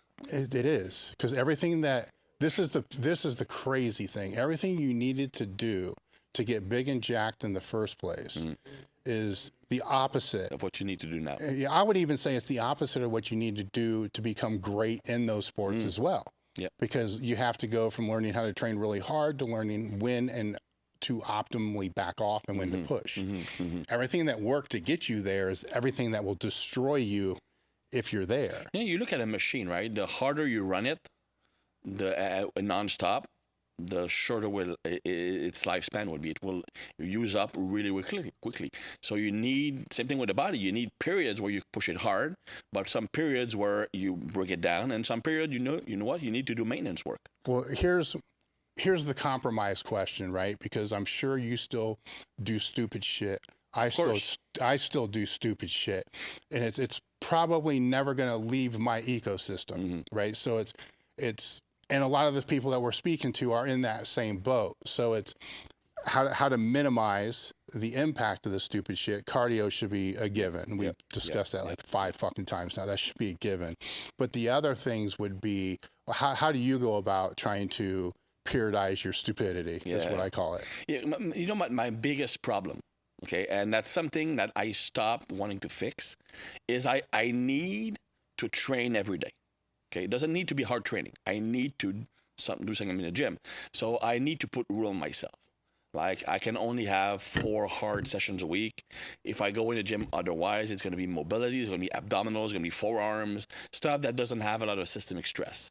And that's the first thing. Second thing is that I don't stick to the same mode of stress for too long. Because I'm not, and I fully understand the need to resensitize your body. It's something I've talked about in the past. Okay, I'm not gonna do it. Okay, I'm just not. But if I rotate my type of stimulus, then I can keep myself somewhat responsive to training. So, for example, and that's not optimal if you want to be really good at something, but I might do powerlifting for 6 weeks. Then I'm going to be like in effort-based bodybuilding for 6 weeks, volume-based hypertrophy for 6 weeks, load-based hypertrophy for 6 weeks, powerlifting for 6 weeks, or I might do more focus on functional movements like loaded carry, stuff like that. So I will always keep training, but every 4 to 6 weeks, I need to change the style of training I'm doing. And the more different the style, the better. I get that. It's not smart to train every day, okay? You shouldn't do that. But me, psychologically, where I'm at right now, I need that. Well, we're going to go down a different path here in a second, but this also can play into your ability to get work done. As exercise helps with that substantially. So while it may not be optimal for the actual gains that you're going to get training wise, it's optimal for your business and for your family. Absolutely. Because now you're in a different mental state. I always think better when I'm physically active. It goes back to college. When I was studying for an exam, I was living with my parents, and I was a virgin until I was 22. That might explain it. So I was studying by making rounds around the pool table. And I was reading my notes while walking around the pool table. And I knew that after, let's say, 50 rounds, I would have memorized all the notes. And again, today, the best ideas I have is when I'm training. So when I plan business calls, it's always right after training.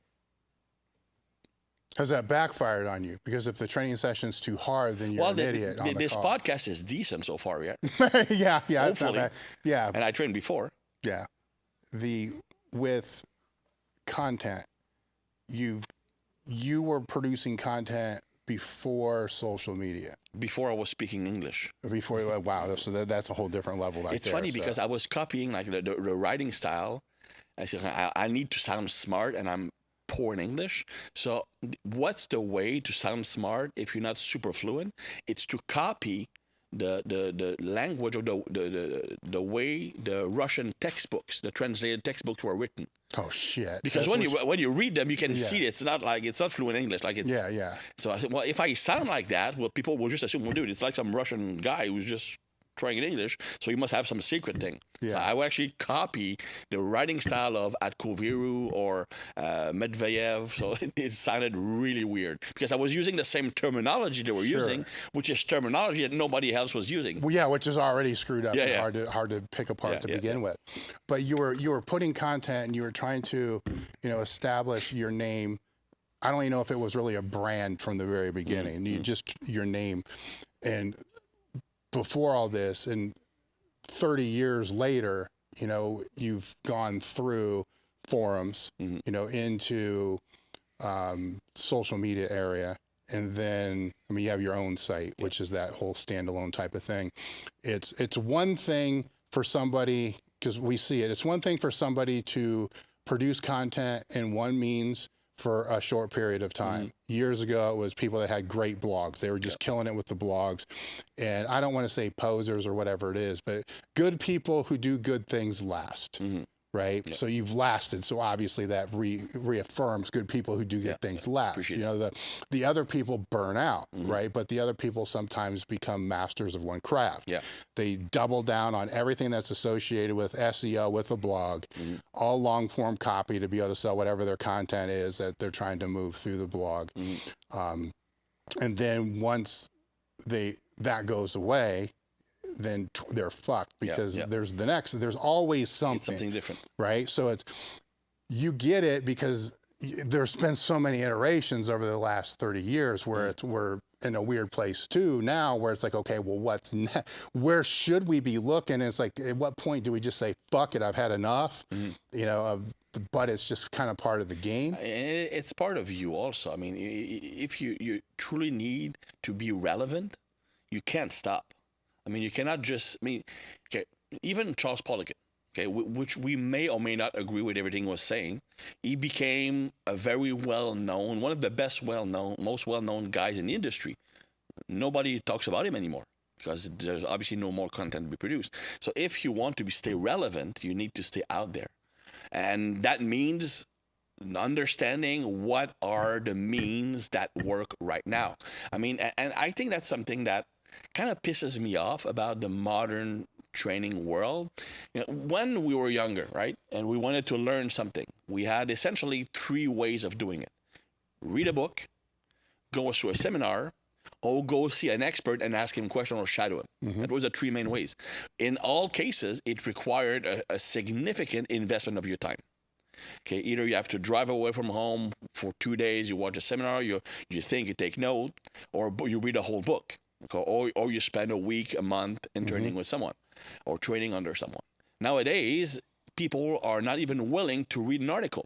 Yeah, it's bad. Articles are pretty much dead, man. I mean, it's like I'm for T Nation. I still work there, and I don't write articles anymore. It's all only either short or long content videos, because that's what people want to hear. They want podcasts.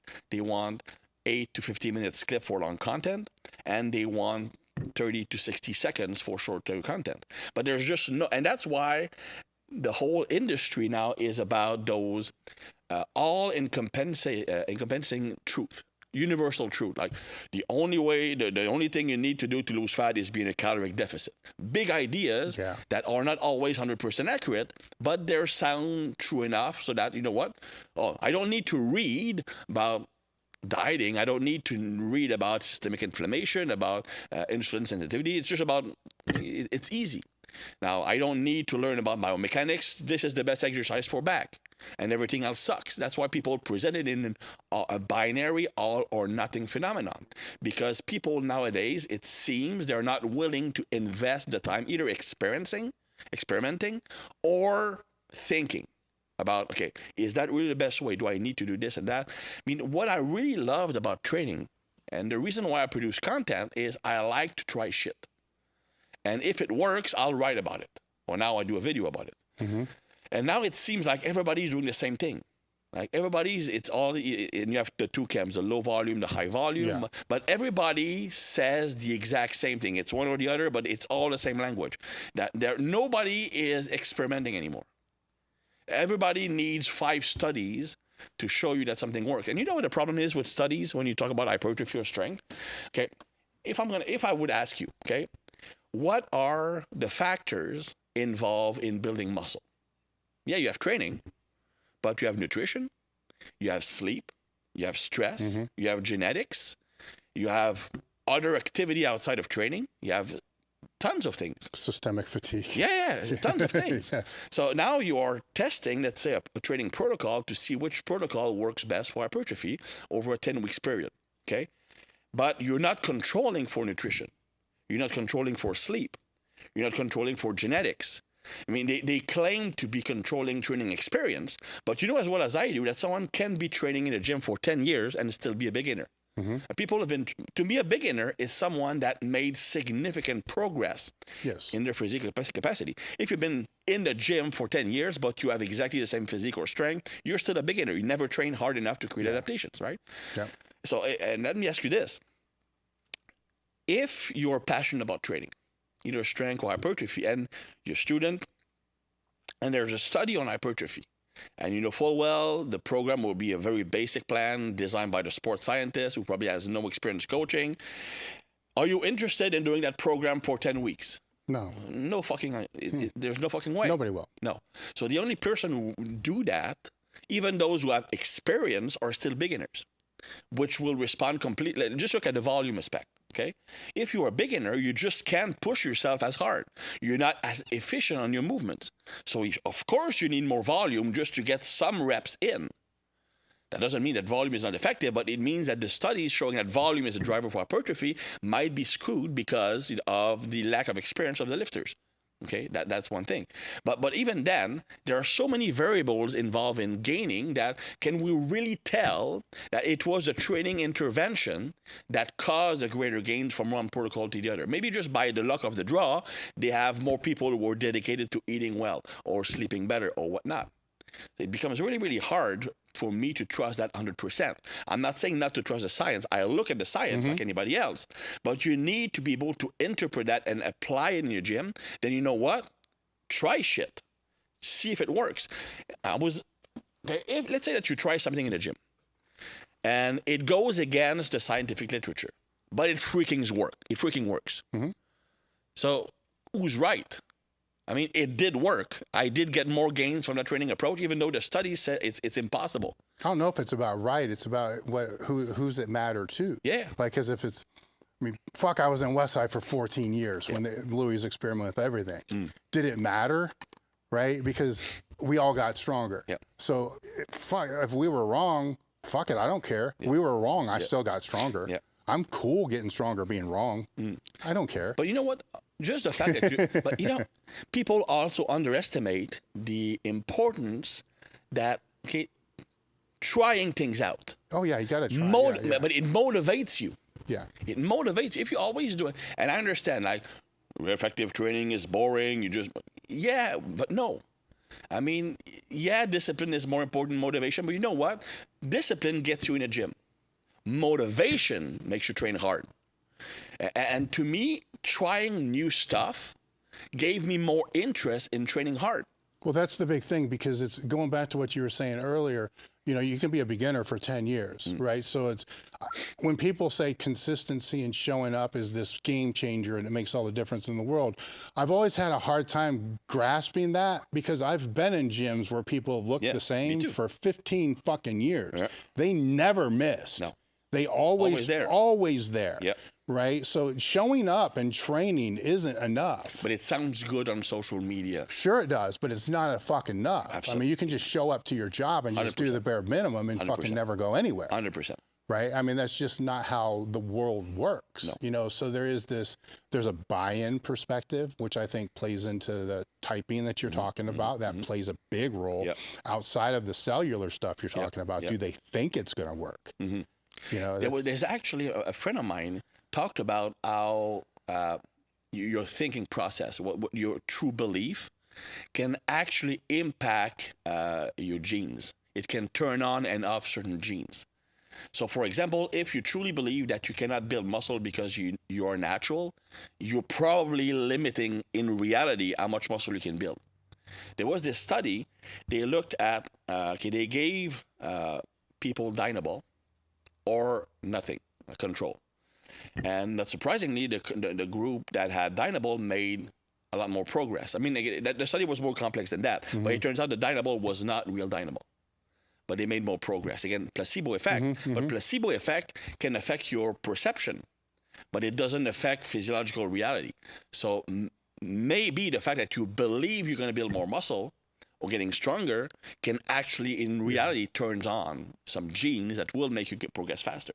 To get back, what I think the point you're making is with when you're looking online and you see, because I think where you're going is, you know, all the research-based experts, you know, that are out there, and they've always been out there. Like all these different typed experts, you know, the gym rat expert, the research-based expert, you know, they've always been out there. There's just new iterations that kind of come and go.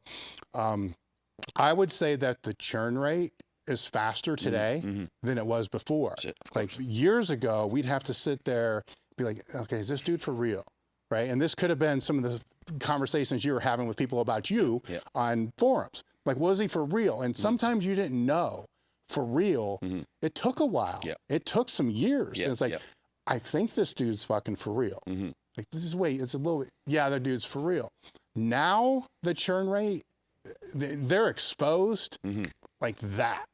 I mean, they're in and out, right? So they're in, out, in, out, in, out. Now, of course, the younger ones, the younger lifters are always going to gravitate towards other people who are in their demographic doing what they're doing. You know, that's always going to make up a lot of YouTube and Instagram and TikTok and people they want to follow.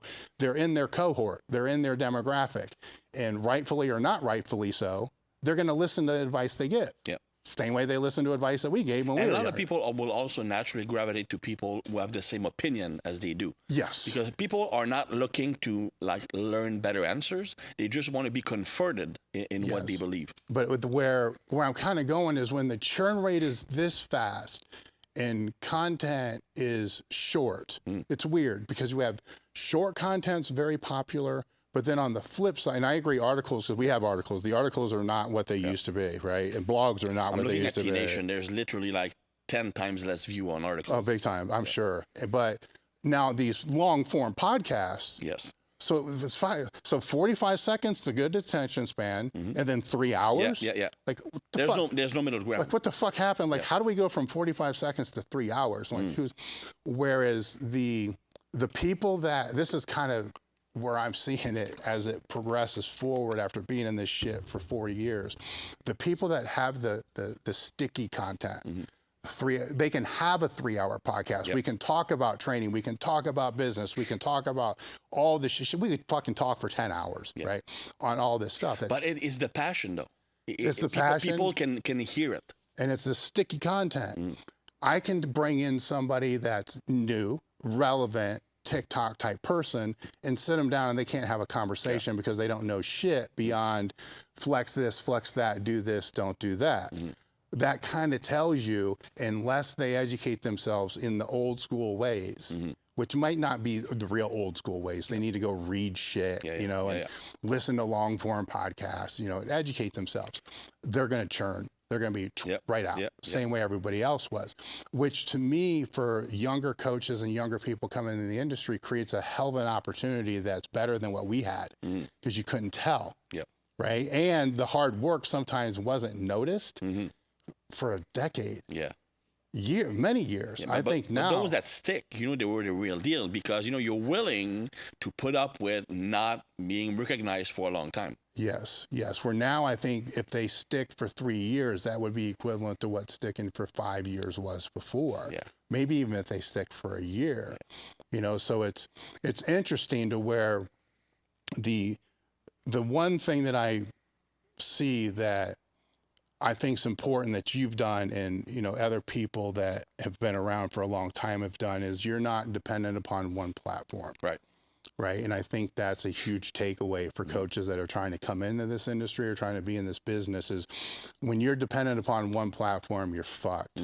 When you don't own your audience, find a way to own your audience. Try to get them somehow. One thing I also think, that if you really want to be good online, you need to have real life experience training people. And that's the one thing that people don't have anymore. Like, you go from I like training to I'm an online training expert. I mean, first of all, if you just look at the coaching, if you're an online coach, I've done both. Online coaching is a lot harder than in-person coaching. And it's less rewarding also. But so you cannot improvise yourself online coach and do a good job unless you've coached people in real life first. Then if you have coached and trained people in real life, you will not give me that bullshit universal answer that applies to everyone. Because that's not correct. Because you will have clients just like the lat pull down is the best. Well, you know what? The lat pull down, there's literally like 20 variations you can change just to recruit the muscle better. And a lot of people say, well, mind muscle connection doesn't matter, feeling doesn't matter. Dude, you just mentioned that muscle tension is the driver for growth, which it is. But if you're tensing a muscle, you are feeling that muscle. Well, let me say this. It's the driver for growth now. Right? That's what's popular now. Old college textbook used to talk about muscle damage. Now people say muscle damage does not create muscle growth. So I understand the science and keeping up with the science, but I also understand, I've heard this shit before in different ways. What I do know is people get big with muscular tension, and they get big by flooding the fucking muscle with blood. So if you train hard, it tends to work. But that's actually my. But I mean, you laugh, but I know, it's fucking funny to me, though. It's true. I wasn't even trying to be funny. I know that. But because I think that people are sciencing their way out of training hard. They figure that I'm doing all the scientifically correct shit, it will work. Yet they see these people, and I've seen people train harder than dentists at a dentist. They just don't train hard. I mean, if I'm a coach, okay, and I'm training a client, but it also applies to if I'm an influencer trying to teach someone how to build muscle. There are 3 things that they need to learn, and I need to teach my client. First, how to train hard. Okay, because now it's all about scaling your effort, right? Keep 2 reps in reserve, but you need to know what training hard is so that you can scale back. I personally don't believe in scaling back, and that's a different story. But you need to teach someone to train hard. Okay, you will never be wrong by training hard. Worst case scenario, you get more fatigue. You take 1 more day off, and you're fine. But you need to learn to train hard. Second, you need to learn how to move. How to do your exercises properly. I see a lot of people, like, they do these mechanically optimal exercises, but they don't teach you how to open up the scapula. So it looks not bad, but you see that the muscle just locked in, doesn't do any work. And third, you need to instill in them the profound need to get better every workout. You won't be getting better every workout, okay? but you need to have the intent to do better. Yes. Whether it's adding weight, using a more stressful training method, maybe using a bit more volume, maybe using a tempo that's more demanding, maybe shortening your rest period, doesn't really matter. Just try harder. Like, have some measure of progression. Because you see people doing the same shit day in, day out, and it doesn't work. So train hard, learn to move properly and contract your muscles properly, and have the visceral need to get better every time. I mean, if you do that, every single program will work. No coach will tell you that because they can't sell your program anymore. Mm-hmm. Because the reality is that every program will work if you apply that. Well, it's gospel truth, right? It's that I do believe everybody knows it, but they try to redefine it to fit their own personal needs or inadequacies or behaviors, right? So I can't train hard because A, B, C. I'll overtrain, which was used to be the common one. That's overtraining. I've trained athletes in 26 different sports. Some were Olympic athletes training 30 hours a week. In my whole life, I've seen 2 real cases of overtraining. I mean, you can create chronic fatigue. Yeah. You might need a few days off, but that's not overtraining. Overtraining, first of all, it's not training too much. I think that overtraining is just badly named because people will assume it's just I'm training too much. It's a physiological state. You have a reduction in training performance that is long-lasting and is due to excessive stress. Not just training stress, just stress overall. Now, if you can resume performance or by having a rest week or a few rest days, it's not overtraining. True overtraining will take months to get back from. There's literally, I mean, if an athlete training for the Olympics with all the stress it entails, all the traveling, cannot get overtrained while training 20 hours a week, why you as a bodybuilder would get overtrained by training 5 hours a week? Well, that was one thing that I've always wondered, coming from a wrestling background. Yeah. I mean, it's when people, as you said, when they're training 5-6 hours a day on calorie deficits, then you're training 5 hours per week in a calorie surplus. Yeah. So what exactly? Exactly. Maybe, I mean, of course, athletes do have better conditioning. So that might be an aspect, but I don't believe that. I mean, you can have chronic fatigue from training, from lifting weights. You can have a decrease in performance that will last for a few days. But true overtraining is extremely hard to get. Well, I think there's also there's a forgotten variable there too, that you can increase your work capacity. Right. So if the optimal number, for me, I try to keep the optimal number of sets that I can do per week manageable to my life. Yeah. Right. Which means there's going to be, yes, I could do more, and I could over a period, even at my age, over a period of 3 years, I can probably triple that output by just slowly increasing my work capacity, where that becomes a forgotten variable too. Yeah. Like, it's like, nope, that's it. 20 sets per body part per week. That's it. But what if your work capacity is well in excess of that? Yep. You've been doing over 20 sets per week for 6 years, periodized, and you're making progress, and you drop down, and the intensity doesn't go up. Stays, you're going to detrain. Yeah, absolutely. So that was on the flip side of that was one of the problems I always kind of had with Louis, because he wanted to increase work capacity all the time. I'm like, well, what point does this fucking stop? Yeah, if you don't use it with your training. Yes. Because it's one thing to do work capacity, but the underlying goal of increasing work capacity is not just that you can recover faster, it's that you can do more work without overreaching. The transference as well. It is going to transfer. I mean, who gives a shit if I can drag the sled around the block 5 fucking times? So ideally, you do that in the beginning of a training cycle, and then you phase that out, and to compensate, you increase lifting volume.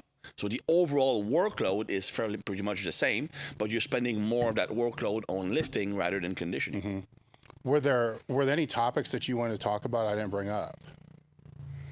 Not really. I mean, my brain is pretty much fried right now. What's hot on your mind right now? I mean, when you say you experiment with different things. Outback Steakhouse right now. It's weird because it's like just a general chain restaurant. But ever since when I was living in Colorado, it was a big evening meal with my wife. On every Friday, we would go to Outback, and then I would just eat like a pig. Then we would go to the Tate to get some frozen yogurt. 26 pounds. That's my personal record. I once gained more than that, but I didn't weigh myself. I was in St. Louis back. I was working in St. Louis with athletes over there, some of the hockey players and football players, and I was all alone because I was like living like an hermit. And every Friday I would like binge eat like crazy. Okay, and one night I went to Harvey's, and back then it was 5 menu items for $5, right? So I had 24 burgers and 1 set of fries. It was like in all in one sitting. I could honestly have eaten more. So that is probably more than 26 pounds. Holy shit. Yeah. Because there was plenty of soft drink to. What's that feel like coming out? Well, I learned what it is to give childbirth, man. Because you just cannot absorb all of that. Yeah. You just shit it out. Yeah. Dude, that might be the reason for my hemorrhoid problems. But yeah, maybe. I'll tell you what, it may not be the total cause, but it probably played a little bit of a role. Yeah. We're going to have links to, all your stuff in the description, but is there anything that you want to try to send people to now that you have just launched or going to launch or are trying to promote? Not really. I mean, it's unless you just follow on social media, you get all the information. I mean, I'm really shitty at running my business. Like Tom runs it for me. Mm-hmm. So I know that he's also doing some work with you. Hopefully that's gonna end up well for him because he's the hardest worker in the history of mankind. Yeah. But yeah, so just visit Instagram, Facebook, and all the information possible. All right. I want to thank you for coming out. Yes, sir. It's been my pleasure. I only came here because we don't have Outback Steakhouse in Quebec. I mean, don't kid yourself. I mean, you're a nice person, but that's the real reason. I appreciate that because there's several in town, right? So go kill it. I'll go to each one of them so that you don't. Because man, I don't know if you can do that. Well, there might be too many. If you eat a small portion at each of them, nobody thinks you're a pig, right? Because they only see you eating a small amount. You're in a different restaurant each time. Yeah. So it doesn't matter. Yeah. Nobody's going to be, you don't have paparazzi anymore, That's right? it. Yeah. So they're not following you? Well, when you are as famous as I am. Dude, it's funny because as I'm getting older, I used to get you look like Vin Diesel thing.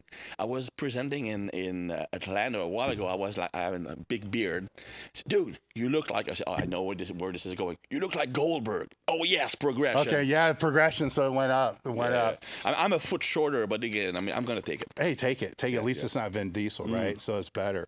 We're going to shut this down. Thank you for coming out. Sir. Guys, we're done. He's going to be speaking at Swiss as well, so check the link in the description. We're done.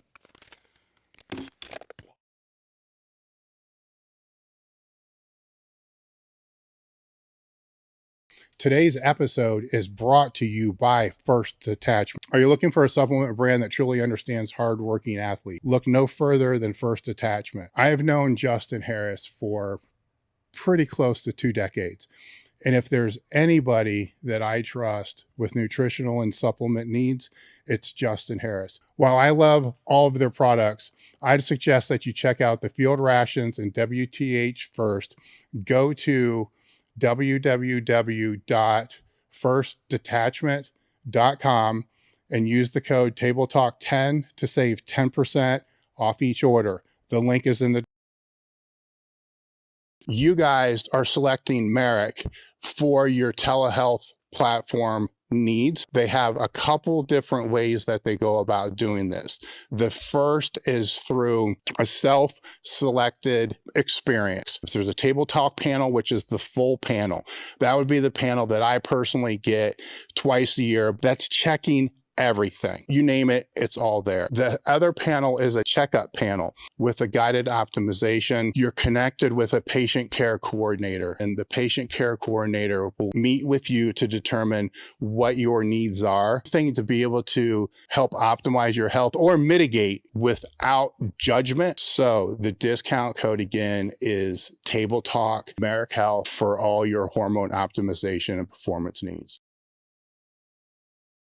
All right, guys, I want to thank today's sponsor, Element. I'm having fun with ads now instead of just trying to read through all the talking points and so forth. But there's a talking point here I have to read through. Element is a tasty electrolyte drink with everything that you need and nothing you don't. That means lots of salt and no sugar. For some reason, that just makes me laugh. I've had and have been in the habit of drinking a half a pack before every leg training session, and all my cramping issues that I had went away, because I've always had cramping issues on heavy leg days and leg days especially. Head into our description box and click the link that's there for Element, or if you're listening to the audio of this, it's DRINKLMNT.com/table talk.